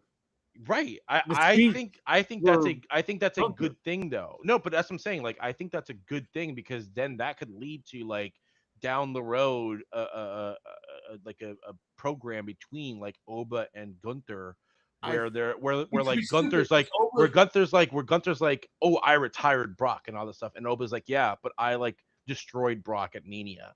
So I don't come at me, bro.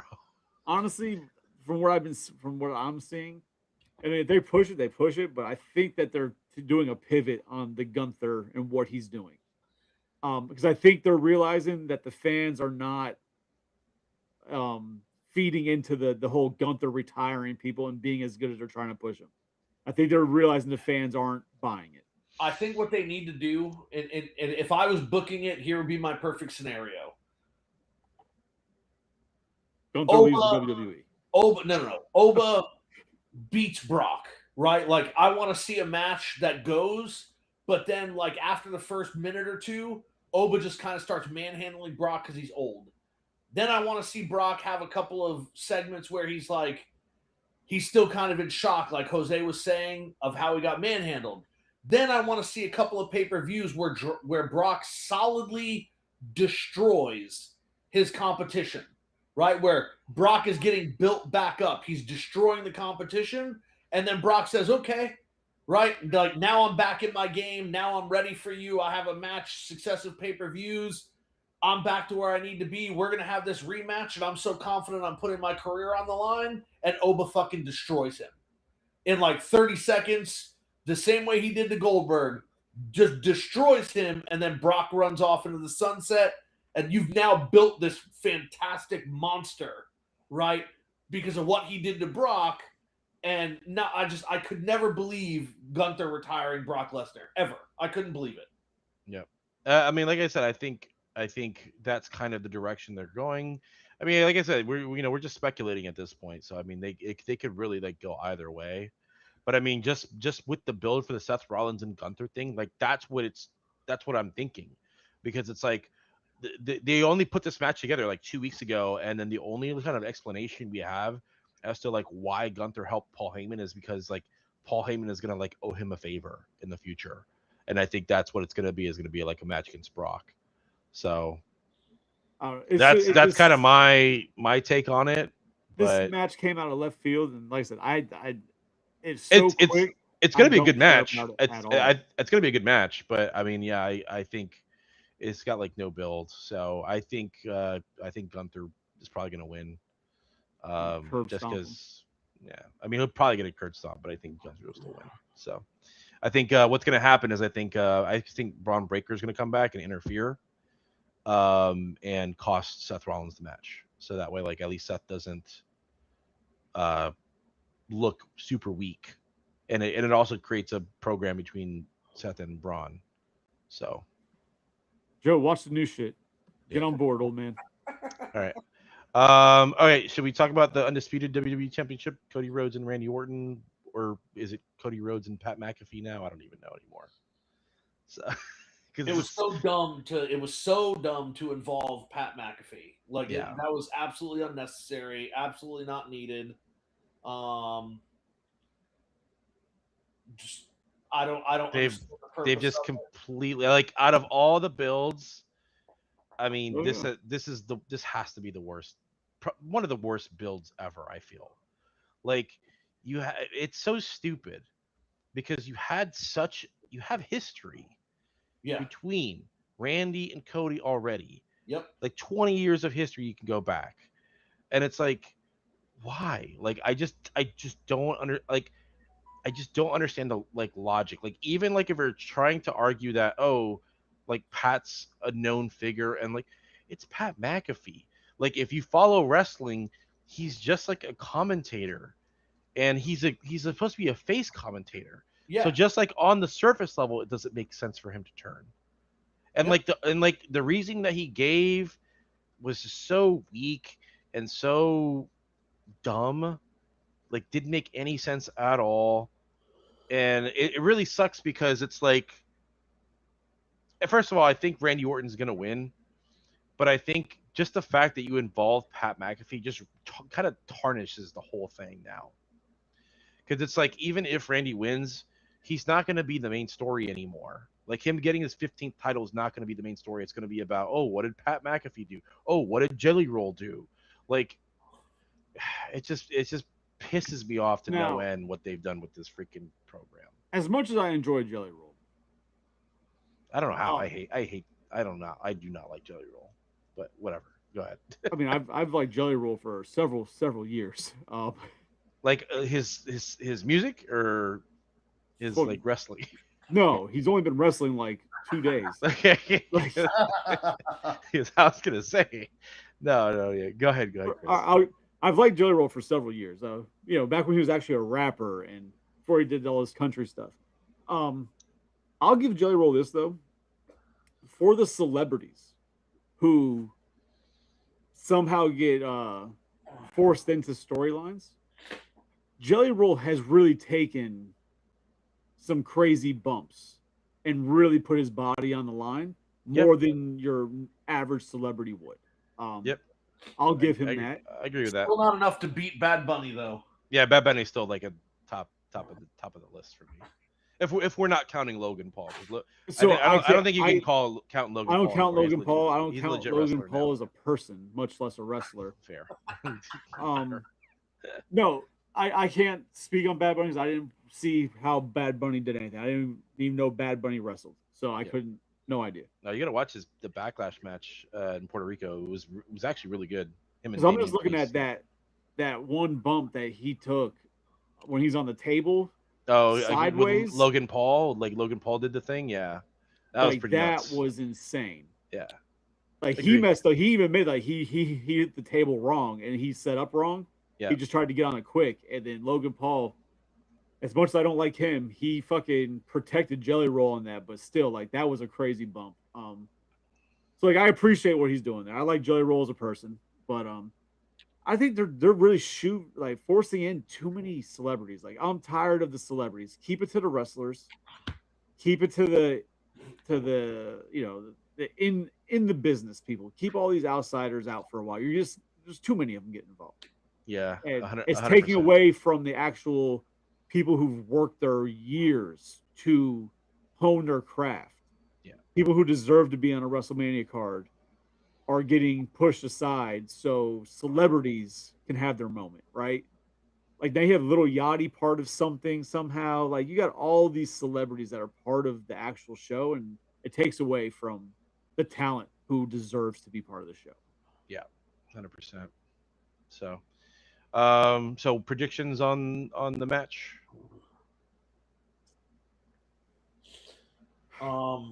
I think that Randy Orton wins, even though at this point I don't know why. Because again, for me, it's everything you said. I'm essentially echoing. There was absolutely no reason to have Pat McAfee get involved, and even from a storyline standpoint, as you already said, he's a face commentator, so there's no reason for him to turn heel. But also, like, I guess I'm mourning the match that I wanted to have, right? Where like Cody and Randy didn't need to have a face heel. They had so much history that didn't matter, right? It's like when Undertaker went against Shawn Michaels, and even when Undertaker went against Triple H, it wasn't who's the face, who's the heel. That didn't matter. It was the history. The history between Cody and Randy is so strong. I did not want to, oh, look, Randy's doing heel shit. Oh, look, Cody's doing face shit. I wanted to see that history coming out. That's what I want. The only part of that I understand what you're saying. The only part that I disagree with is Randy doing heel shit, right? Because as far as I'm concerned, Randy Orton is probably one of the greatest heels in WWE history. Randy Orton as a heel is spectacular, and that's why he's where he's at, because of his heel work. Yeah. So I feel like him being a heel is perfectly fine, because that's Randy Orton. But here's the thing though, is that the problem that they were having is that people were cheering heel Randy. Well, and they were booing Cody, who's supposed to be the face. Well, but that's happened throughout history of but even after even after the heel turn that Randy did, like people were just cheering him more. So I think that was part of the problem. Remember when fucking Eddie and Chavo were supposed to be heels and everybody started cheering them because, like, yo, it's if you're not cheating, you're not trying. Yeah, but it's just one of those things. Sometimes, hey, I don't know about you guys. I go to watch fucking Friday the 13th. I root for Jason, right? Like some people just like the heels. Like they fucking go for the heels. Like so I get what you're saying. I guess my argument against that is at the stage Randy is in his career, I kind of feel like he's transcended face heel dichotomy, right? It's like Stone Cold. Stone Cold isn't a face, he isn't a heel, he's just Stone Cold. He does Stone Cold things. That man's gonna offer you a beer, he's gonna drink it with you with a smile on his face, and then for no reason whatsoever, Just he's give you a going stunner. to stun you. Well, right, exactly. So what you're saying is exactly what I feel about Randy Orton. Yeah. Just Which, the way I is, said- which is what Randy was doing too, by the way. So but it's it's, basically it's doing what I that. feel about Randy Orton, right? Just the same way you feel about Shawn Michaels. You know Shawn Michaels is a good guy, but you're gonna get, if you're friends with him, you're gonna get sweet chin music, and he's gonna turn on you, right? Like it's gonna happen. Randy Orton, he's gone past it, but at the same time, you know, if you're getting involved with Randy Orton, you're eventually gonna get the heel. Like Sure. you're gonna get fucked. But again, Yeah. what I'm saying is you're 100% right. But what I'm saying is when Stone Cold stuns somebody, right, Mhm. unexpectedly, and that person's a face, they don't the very next week come back and then try to make Stone Cold into a heel to justify that.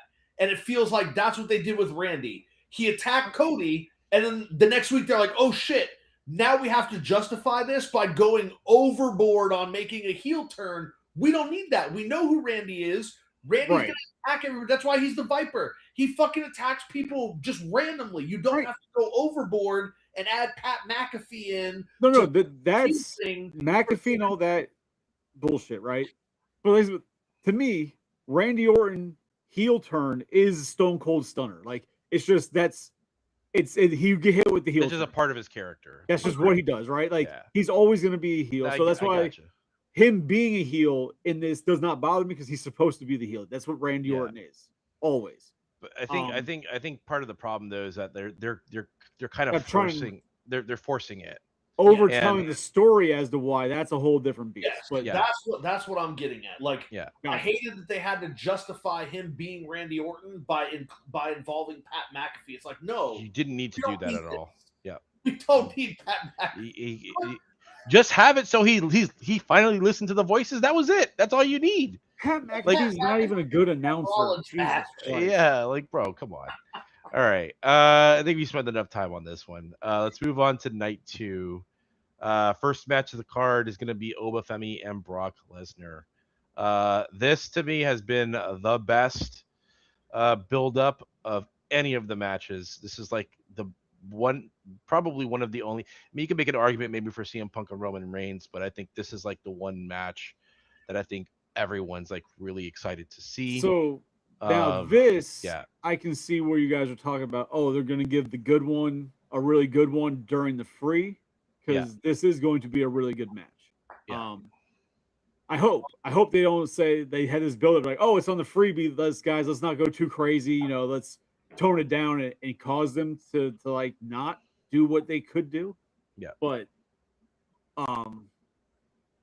that's definitely one that I'd want to watch. And Oba, I think, is going to be victorious on it. It's going to be clean too. It's not going to be like a, it just happened. He got lucky. Like I think it's going to be a clean win for Oba. Yeah, it's been man, it's been something watching this Oba climb. I mean, he's so freaking over with everyone. It's hard not to like the guy. It's hard not to see why he's like so special and why everyone's like hyping him up. Especially after this Monday when he cut like a really solid promo with Paul Heyman there. You know what I mean? It's one thing to like cut a solid promo, but to cut a solid promo at Paul Heyman with like Triple H right behind you, with like your boss right behind. Like you talk about pressure, bro. He's like, I will come Like, up there and kick your ass, Paul. Bro, that is like the ultimate pressure. you're literally having a promo battle with probably the greatest promo guy in There's the no history of probablys. wrestling. Yeah. And then your boss right behind you. You know what I mean? Like how, and then he did an amazing job. And on top of that, just like Fucking his Triple H standing behind Oba like fucking Undertaker stood behind AJ Styles. Yeah. Just fucking like dude, yeah, it's been and I really feel like they have something really really special with Oba, man. Like it's been wild to watch. Like just the fact that he hasn't even been on the main roster for like 4 months, and already he's getting like the loudest reaction out of anyone on the show. Well, including he's getting all that people- because Brock Lesnar wants to get paid. Well, I mean, that's part of it, but even before that, I mean, you know, it's just wild. It's just crazy to me. Well, I never even So- heard of the guy until the whole him and Brock Lesnar thing started becoming a thing. Yeah, because I don't think you don't watch NXT, right? No, not at all. Yeah, but even still, like he just comes across as like this huge megastar already. But from what I was reading was that they told Lesnar that if he does whatever that sells WrestleMania, Lesnar's getting like $1 million payout for this. If he more than $1 million, probably a lot. no, more. but like it's a guarantee. Like Yeah. he gets $1 million for this appearance if he sells it, and that's when supposedly he's like, yeah, no, let's build a fucking story and Yeah. bring people to Dude, WrestleMania. huge And credit to they've been Brock doing it. too, man. Huge credit to Brock too, man. Like, he's just been so stellar this whole program, this whole build. Like it's a common saying, like it takes two to tango, and like Brock is like one of the best dance partners you can Because have. like this story, right? Now, obviously, there's different aspects of it. I feel like this could have been what they wanted to do with Braun Strowman. Yeah, or you could say the same thing about like Omos, but yeah, like No, but remember, Strowman and Lesnar were having like their thing for a little bit. Yeah. But then it kind of just disappeared, right? And then Strowman all of a sudden like got injured or whatever, then got let go. So I feel like they were kind of going the same route, but then it just didn't work backstage, or it just something wasn't working. They ended it. But I feel like they could have done the same type of story, but this one just feels like so natural and real. Like Yeah. the same thing like earlier about the whole Jey Uso thing. Like watching the Lesnar and Oba, like watching them, you wonder if it's a work or a shoot. yeah. You're like, hold on, is there like real heat here? Like Yeah. these guys look like they really hate each other. Yeah, and it's the believability aspect too.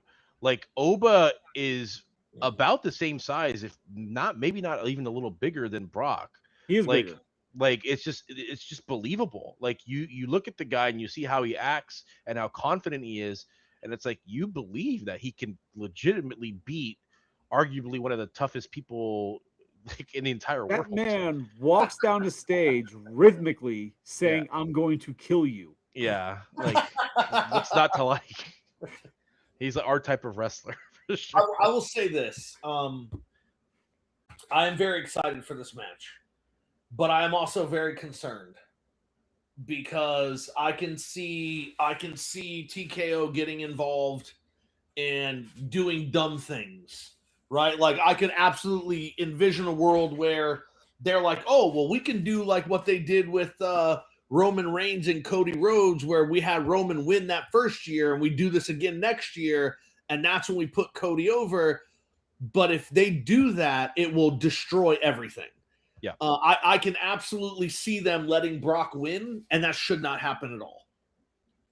And hopefully Brock Lesnar is back there saying, no, Yeah, I'm not going to win this. We're not going to do that. I have a Lesnar feeling what you'll does this have. very well. I feel like if TKO were to say that, you'd have Triple H, Heyman, Lesnar, all like, no, that's not what we're doing. And Yeah. honestly, I would not be surprised if they tried to do their own version of the Montreal Screwjob at that point and just fucking do it the way it should be done. Have anyways. Oba win. Yeah, because I mean, who's gonna stop Brock? Like Brock's gonna do whatever the fuck he wants to do. Like Yeah. if he wants to lose, he's gonna fucking lose. You can't Like, what are force you him gonna to do? Like win. all of a sudden, fucking Brock loses, the screen's gonna go black. That didn't happen, and then TKO's like, "Oh Yeah. shit, we're No. fucking."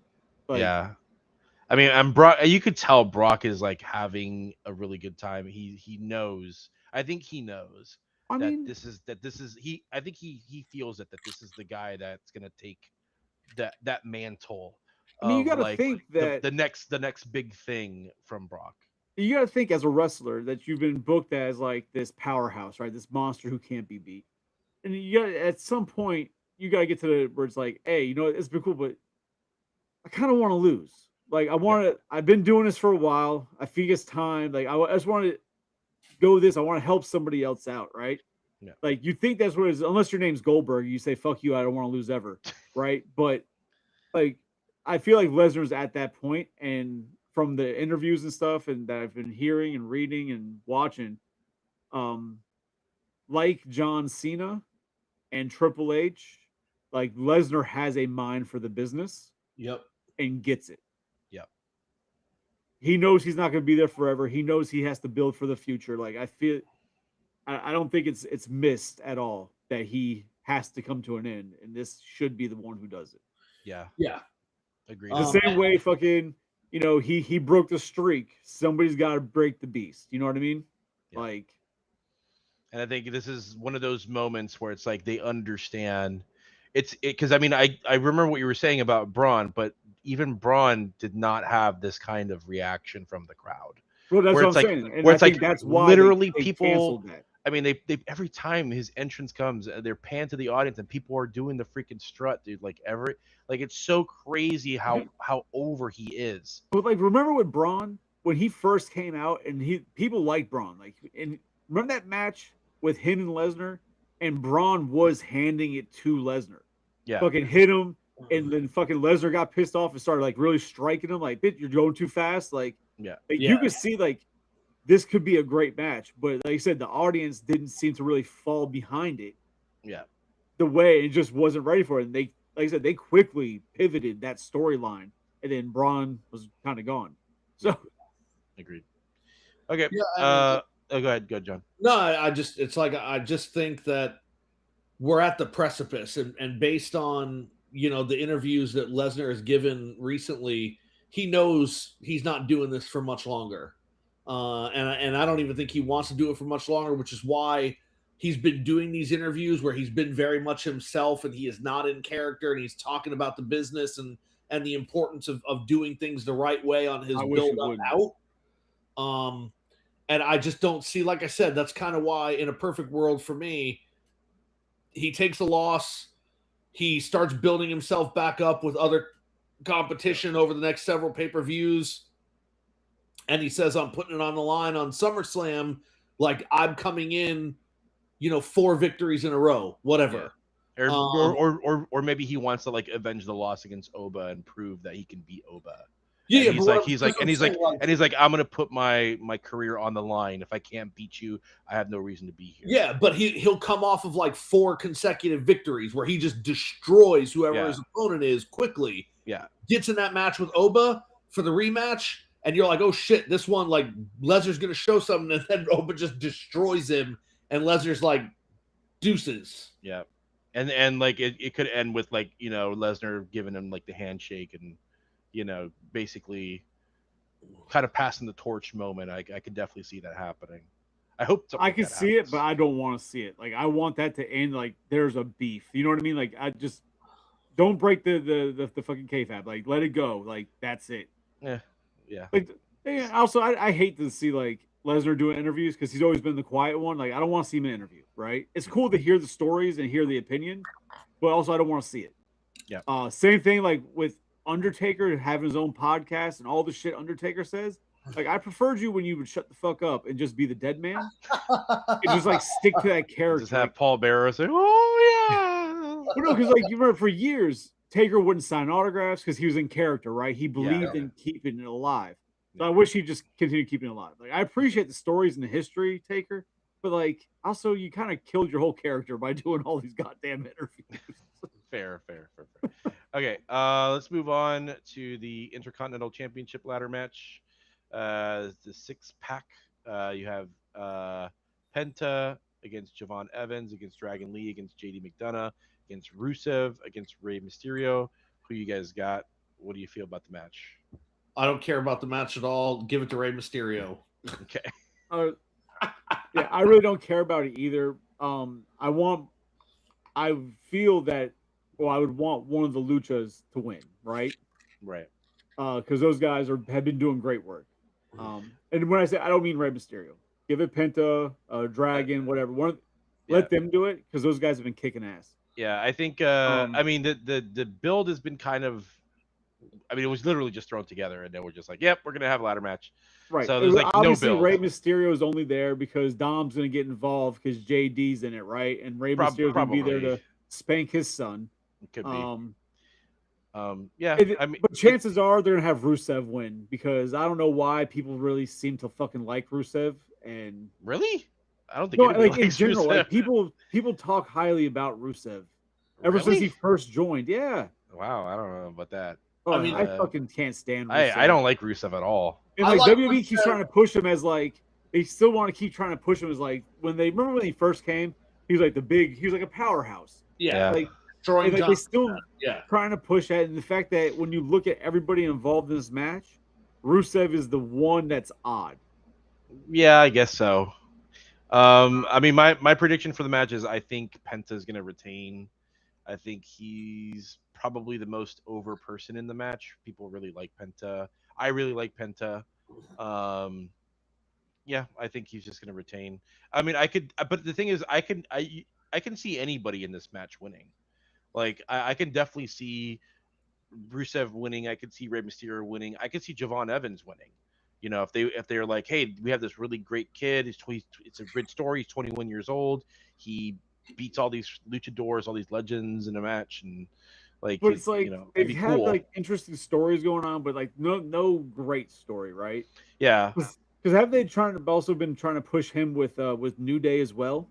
yeah, they've been kind of. I mean, they're And all these people are all involved in like kind of their own little yeah, storyline on it's the side. weird. so It's just a weird match. let me ask you guys this question: who's that jumping out the sky? REY. There you Okay, so all right. go. That's all. All right. So real quick, does anybody else want to comment on the match, or are we good? Fuck that match. Okay. It's a really like thrown together match, but it's gonna be entertaining. Like I said, WWE Women's Championship: Jade Cargill and Rhea Ripley. Thoughts and who you got? Yeah, shaking. I'm gonna I'm say shaking my Rhea head Ripley too. because nothing I've seen of Jade impresses me at all. I am not impressed by her. I know Psycho thinks they build her wrong. Um, Like, just yeah. I I don't know. haven't seen anything about her that I feel she deserves any of the recognition or what they've done for her. Like I have not been impressed with anything she's done.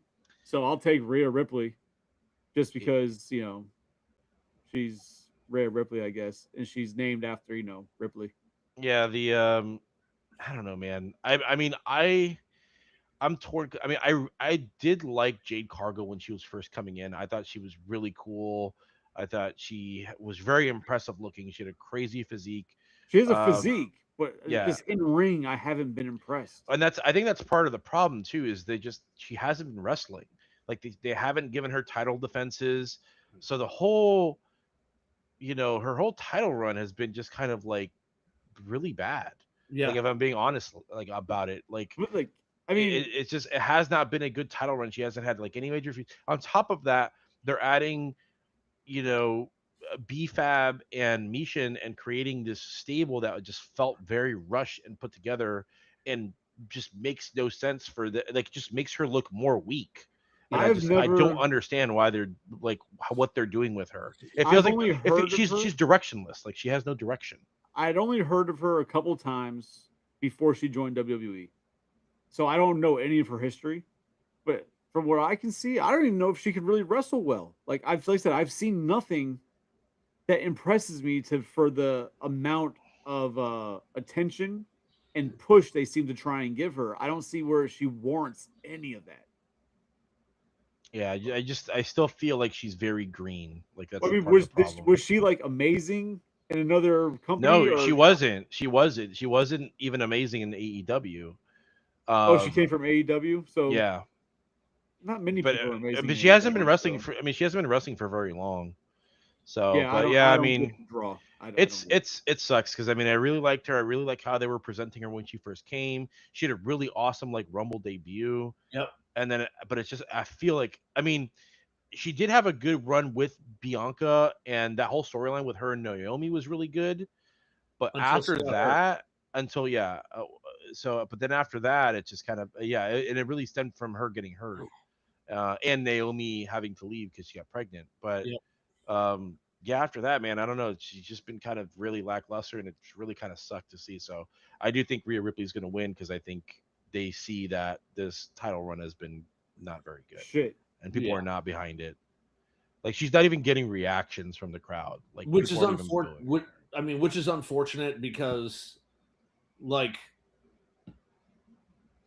I've never been a huge fan of Rhea Ripley. She's a good wrestler. Don't get me wrong. She's got size, but like, I'm not all about the goth nonsense, the tattoos everywhere, the ooh, look at me with the black lipstick. Like that's kind of what Rhea is to me. Is like, Oh, oh, look at this thing right here. Don't get me too And it's excited.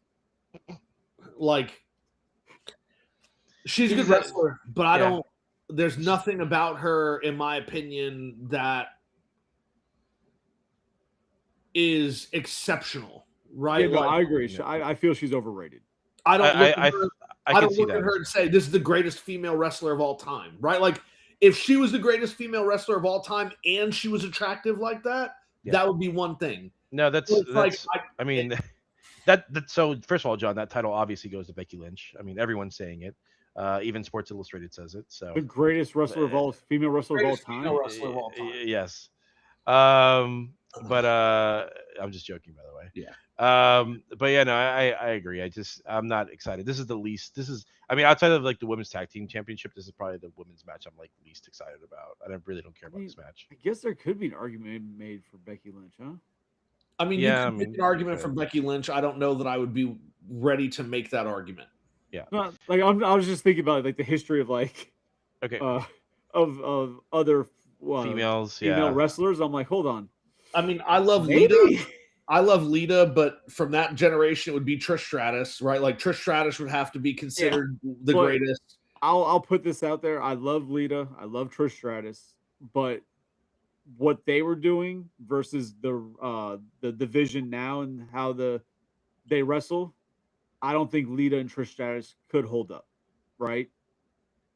I don't. Like, I think both of them. I think if both of them were starting now at the age that these women No, are, I'm just going by what them in their peak then and what these girls are doing now. Not like as like saying, oh well, no, if they were young and started now, they'd have the same. Okay, yeah, they got the same skills. But if you took Lita and Trish Stratus from 2002, 2001, and threw them into here with their style they do, I don't think they would hold up.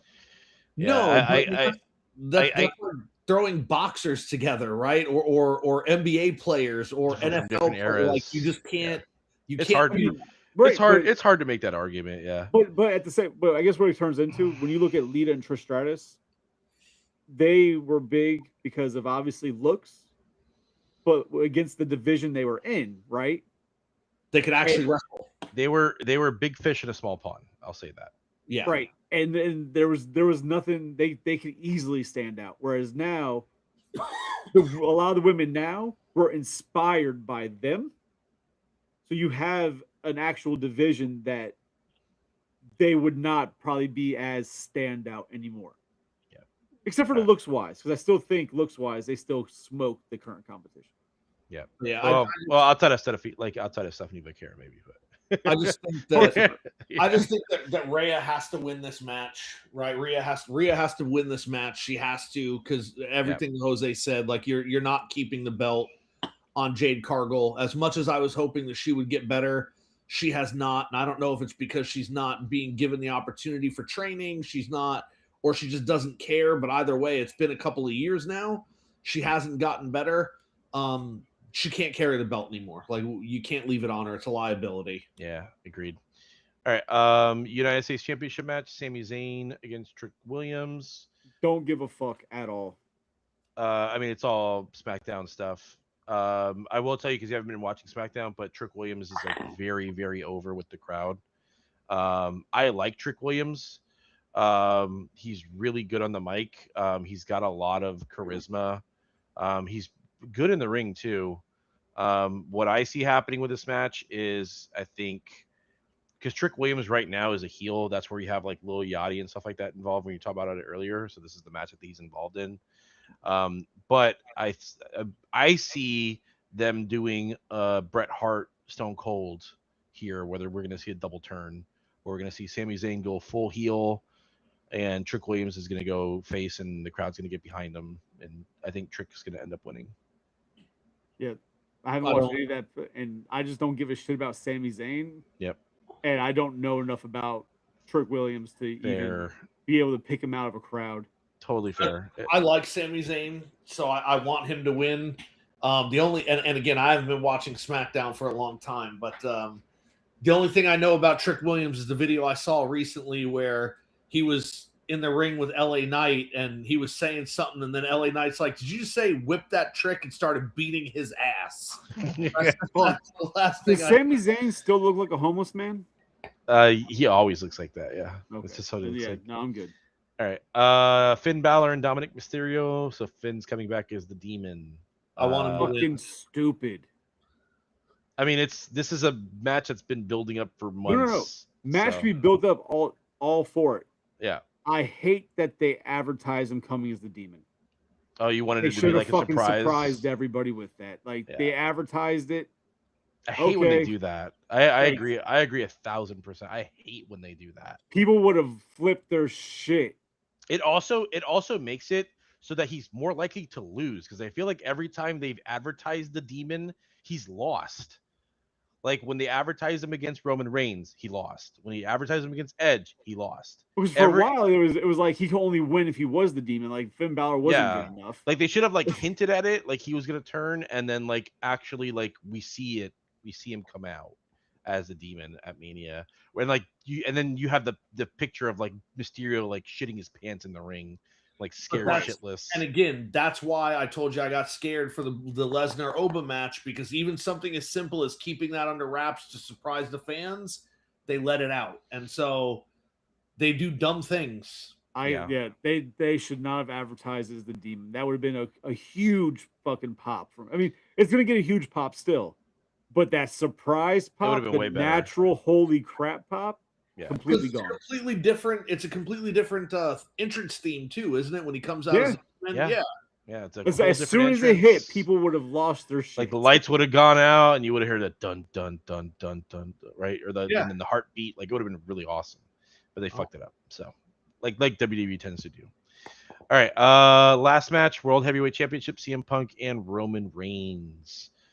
I'm kind of excited for this match. I think this is probably, outside of the Oba Femi Brock Lesnar match, I think this is probably going to be the next most anticipated match. So this is another one that you start wondering, like with how well it's been done, if it's real heat or not, right? Yeah. And the only way I determine it's not real heat is because Roman Reigns didn't mention Larry. Well, yeah, I guess that's true. I was just gonna say because it's Roman Reigns in general. I think Roman Reigns has been kind of like the weak part of this feud. CM Punk's really been carrying a lot of this stuff.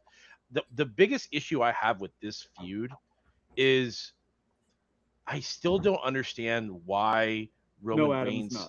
I still don't understand why Roman Reigns hates CM Punk so much.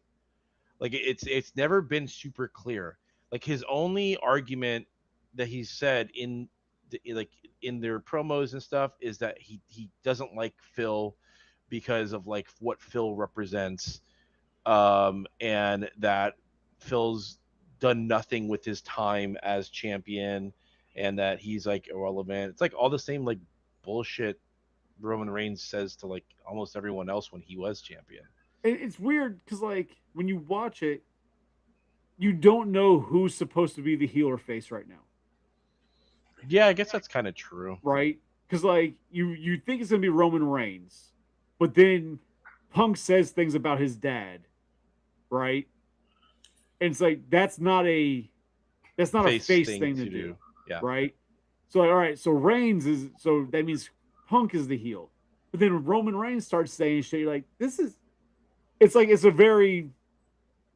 like two anti-heroes are now going to fight each other, right? Yeah. And I mean, it's very reminiscent of like Rock and Stone Cold because it's also like very reminiscent of certain like WCW storylines, right? Where you didn't know what was real and what wasn't real. Yeah. So like when Kevin Nash and Scott Hall went in and they would say things like you didn't know what was real and what wasn't. And so I think as far as like the promo build up, it's been very good. But here's the thing, John, is that the only person that's been doing it and playing it that way is CM Punk. Yeah. Like, I don't feel that from Roman Reigns. That's my problem. Is that the only person that makes it feel like it's blurring this line is CM Punk. Roman Reigns still sounds like, I don't know, man. There's something. It's not bloodlines like Roman Reigns. Like, this feels like big dog Roman Reigns again. Like, It almost. I don't know, man. It Like seems, CM Punk's just been carrying it. That's just my opinion. well, because it seems like Punk is like he's been really pushing out the promo, right? Whereas Reigns has been more on the rebuttal, right?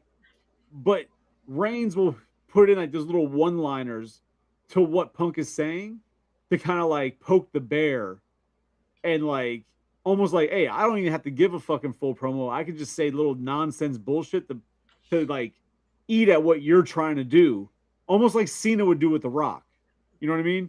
The Rock would be out there giving his promo, and then Cena's like, oh, but you got it written on your wrist. Like, just fucking poking the bear to make him look bad. And it seems like that's kind of what's going on here, where Reigns is like, I don't have to deliver a great promo. I'm just going to fucking do what I can. I'm going to say a couple things here to try and make you look bad. Yeah. And I don't know, but I've been liking what they've been doing. Even Roman Reigns promos, I've been like, yeah, I've been enjoying the shit out of them. Yeah, like I said, it's just he hasn't mentioned Larry, so I know it's not real. Because if he really wanted that heat, he wanted to piss off. And I feel like the best time to do it would have been after, like, the week after he said the stuff about his dad. You know what I mean? Like, that would have been the perfect time to do something. Like, I know it's still fresh, but it's like, damn. Yeah, because at first when Punk said that about his dad, I was like, ooh, is this might be serious? Like, yeah, they might not really like. They might really not. Yeah, they might really not like each other. Yeah, no. This is also one of those matches where I honestly, this is like 50-50. I don't like, care. I don't know who's gonna. I don't care who wins. I don't know who's gonna win this match. You could make a very clear argument for Punk winning. You can make a very clear argument for Roman winning. Do the Usos get involved though? That's the question. I think they do, because I mean they're on night one, so I'm feel wondering like if they're going to use this as a way, for like, the Usos have been wrestling like what 20 years or something. Something like that, yeah. So they've been hinting at the Usos breaking up for about 30 years. Then, longer than they've been alive. So I wonder if they might try and use this as another one of those moments. Have the Usos come out and have Jimmy and Jay kind of go against each other, right? Because you have Jay, who's obviously on the fuck you. You talked about our family, but then you have Jimmy, who's like, hey, chill. I wonder if they might try and hint at them fucking clashing again. Yeah. I mean, I guess I get what you're saying. From what I've watched on YouTube of the promos though, and all that stuff, what it seems like to me is more everybody falling back into line to the part that they played when Roman Reigns was doing the tribal chief stuff. Because that's how the Usos behaved during that whole bloodline run of that couple of years, where Jay was the hothead.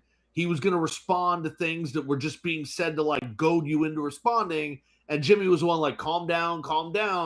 That's kind of what I've picked up from this. The difference right now with that is that over the past several months now, they've shown where Jimmy's like, hey, you're acting like Roman. Like they had that whole part where like, he's Jay, like, yo, before while Roman was gone, he was the champion. Like, yo, you're acting like Roman, calm down, right? And then the other night, I mean, the way they did it, Jay was telling Roman what to do, and Roman was doing what Jay said. And Jay's like showing a lot more like heel-ish tendencies for sure. Because like they tried to get him out of the ring. He's like, do it. Hey, you know you gotta do it. Get him. And then Roman's like, fuck it. And then went after Punk, right? Like almost like Jay's the one pulling the Roman strings right now. And they're really kind of hinting at that. Yeah. So I'm wondering if that's gonna be like, if they're gonna use that to kind of be like, that's what breaks the straw on Jimmy's back. Like, yo, now you're worse than Roman. Yeah. I don't know. I definitely do feel like the Usos are going to get involved at some point. How they're going to get involved is up for debate. I mean, I think what's going to happen is I think they're going to help Roman win. Something's going to happen. Maybe the ref getting knocked down. Roman's going to be like, no, I don't want you guys' help. I want you guys to leave. And then like as they're leaving while the ref is down, like CM Punk like hits Roman with like a low blow or a chair or something like that, and that causes like Jay to go back, and like then they get involved. Jay gets involved with like CM Punk, and then something happens, and then ultimately, like they mess up or they miscommunicate, and like Roman hits Jay with the spear, and then CM Punk gets like the GTS and then like wins or something. So I think there's gonna be some kind of shenanigans there that's gonna happen with the Usos for sure. So I'm wondering but also I think if- CM Punk's gonna win at the end of the day. if anybody else gets involved Who to else can control get the- involved? to control the Usos. So the rest of the fucking family from SmackDown that was just in the match Monday night. Oh, I would hate that because they're like so under the card. Like they're even like way below the Usos, at my opinion. Like, Or even Jacob Fatu. You know what I mean? Like it's a. I mean, there's a whole Jacob could get family involved. Sure. dynamic going on. Like, Yeah. It didn't Zilla just get signed into? Oh, I don't know about that. I have no idea. I could have sworn I saw something about Zilla Fatu got signed into. No The idea. WWE. Who's is Zilla? He's Umaga's son, right?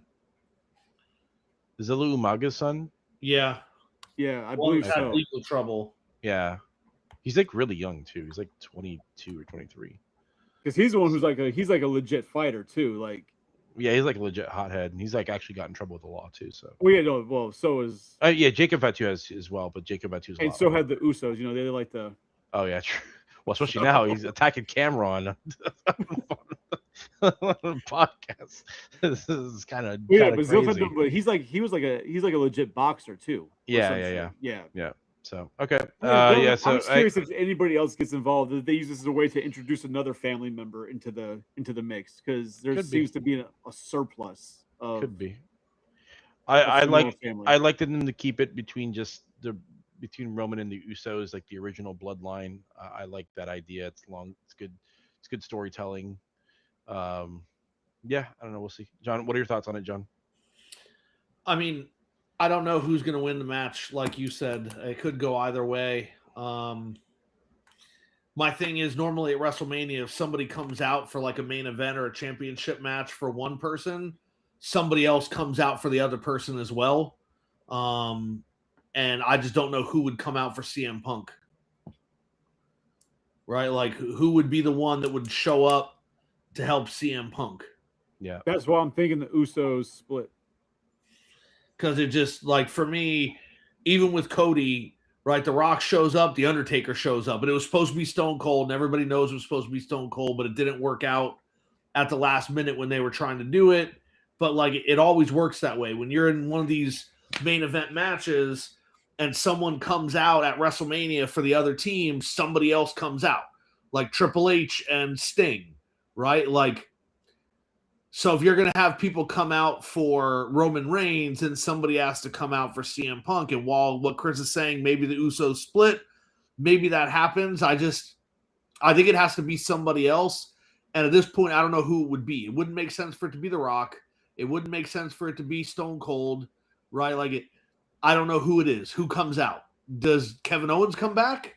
Right? It's like Kevin Owens come back and interfere and go after Roman Reigns and the bloodline. Like, who is it going to be? I don't know. It's Chris Jericho confirmed. No, because Chris Jericho just re-signed with AEW. Yeah, he's back with AEW. Oh, I'm sorry, you guys don't like jokes. My bad. Fuck, I have to try and kill it with technicalities. Jesus Christ. Fucking downers. Yeah, I mean, it could be part of that. I mean, Ooh. I think part of the story with CM Punk is Hold on. he's always kind of been like a loner by himself. So I've been hearing rumors about this, and I'm not really familiar with his work, but there's been a lot of speculation in a lot of the groups that MJF is jumping ship. He did just lose very abruptly to Darby Allin. But he just signed a deal with He signed AEW. he signed an extension like I think a year ago. Yeah. So I don't know. But no, there's a lot of people saying I don't that think there's a lot of speculation that he's going to appear the Raw after SmackDown or as Raw after Mania. That'd be insane if that happens. I don't know how that would be one of the biggest wrestling coups of all time. If MJF shows you up, think about on Raw on the like if roster. somebody's going to come out, who's it going to be? And it's like nobody in WWE right now has a story where they would make sense to even give a shit about Punk, right? He's very much the lone wolf in the way he's doing things. Yeah. Even the guys that he kind of has things going on with the Usos or even LA Knight, like they have like little tag, like he doesn't give a fuck about them. Yeah. So it would essentially make sense if it's not somebody from AEW where he's got a past over there. I mean, but would MJF be the? Because here's my thing: is I love MJF. I think he's the best thing on AEW. But is he? I feel like he's not outside of AEW. He's not like a big global star. I feel. I mean, I could be wrong, but I don't think he has that same kind of like name recognition. I think if he jumped ship to WWE, he would absolutely get that name recognition. I think the only thing holding him back is the fact that he's not on a global program, right? Like WWE would offer him. Yeah. And AEW can say whatever it wants. It's not at the same level as WWE. Yeah. And MJF is interesting because he says in interviews, right? Like when he's not in character in interviews, he says, you know, like, I support the company that pays me, right? So like I'm an entertainer. I am under contract with this company. I'm going to say things supportive of this company, right? And you don't know how I feel in real life because this is a business and it's not about how I really feel about anything. It's about living up to the contract that I signed to be with this company. Because they asked him recently about why he chose AEW over WWF, and he said that he didn't, right, like AEW's vision of MJF aligns with what he wants right now. And then he's like, or maybe I'm just saying that to you because I'm supporting the company that paid me. And he's like, there were definitely offers from WWE. He's like, I just went here. The only other idea, and I don't know people's contracts, what's going on with individuals, right, outside of WWF. Yeah. But there's been a lot of mention in these promos of Punk saying, oh, I brought the Shield. There's a lot of talk about the Shield. Mm-hmm. Does Ambrose show up? No, because he's still. I don't know what his contract. If he's out of contract, whatever. But yeah, he's still like MJF. That is actually like I think a possibility. Like it's a very small possibility, but I mean he just dropped the title to Darby Allin in like 3 minutes. Like after having like an insane match against which first of all was really stupid. But like he had an insane match with Kenny Omega. And then to go from, so a lot of people are actually like really pissed right now at AEW because like people love Darby Allin, but people are like, how are you going to have MJF go against one of the best wrestlers in the world, have a 45-minute match with Kenny Omega and then have him lose like 3 nights later to Darby Allin in like a 2-minute match. Yeah. Like it makes no sense. So it's possible because like why else would they do that? You know what I mean? Like it kind of makes sense because it's like why would they do that? I'm only mentioning Ambrose because they keep mentioning the Shield and they even mentioned him by name by Dean Ambrose. Yeah, Paul Heyman did. Yeah. John Moxley is under contract till 2027 with AEW, unless of course he negotiated a release and got released or whatever, which I don't think is but probable. He's still it's going to be the official announcement that WWE and AEW can cross platforms. They've signed a deal. It's official. Just like they do with TNA. We're doing it with AEW now. No. Another one to think about would be Daniel Bryan. Yeah, I don't know. I just feel I don't think anybody's going to come out for Punk. Unfortunately, I think like I said, I think it's just going to involve the Usos. Isn't I feel Bryan like something's going to happen. I think so. I don't remember. He hasn't been on television. Is he at the point where like he just really can't wrestle anymore? Like he's really no. It's not that he can't wrestle. I think he just retired. I think he's not supposed to be wrestling. He said that his neck was getting worse. Yeah. But like he could come back and interfere in a match, right? Like he can interfere in a match. I mean, his wife's already there, so maybe. But it's possible. So, you know, anything. I'm not gonna say it's not possible because I mean, literally anything's possible. You never know. But I just yeah, don't. I think that'd be weird. Daniel Bryan comes out like I can't see him running out with like the momentum and the drive that you need for like that match to really be interfered. He'd come out like I don't think you'd get the right feel for him coming out to interfere in that. yeah. But I He'd mean, the come out in thing, jeans and a fucking flannel shirt and like, yeah, oh look, I'm here. I don't know. yeah. I don't know. Well, I guess we'll have to see on Sunday night and see. So what nobody knows how long the contract is that MJF signed in 2024.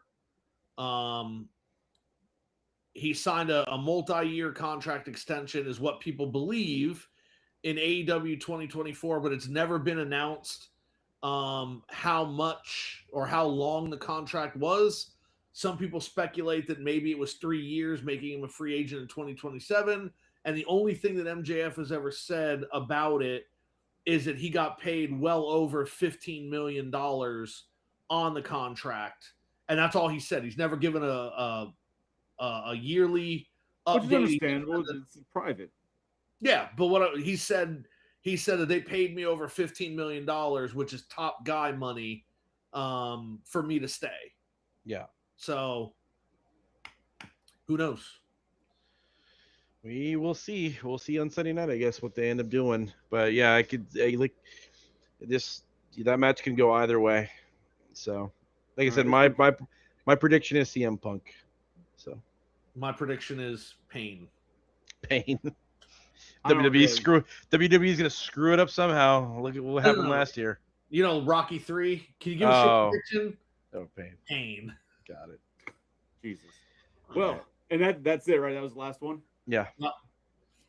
Now that it's 11:15. Yeah. Yep. So let's get out of here. Got shit to do tomorrow. Like work. Yep. Me too. So, well, I appreciate those coming around, taking part in the chat, sharing opinions. Joe left because he's old. But yeah, no, good show, good conversation. Definitely. Appreciate you guys coming out. Cuban guy, thank you. Of course. Psycho, are you sleeping on the couch still? You're just staying in the studio? Yes, absolutely. All right, cool. Appreciate that. Anything to plug, Cuban guy? You streaming it again or?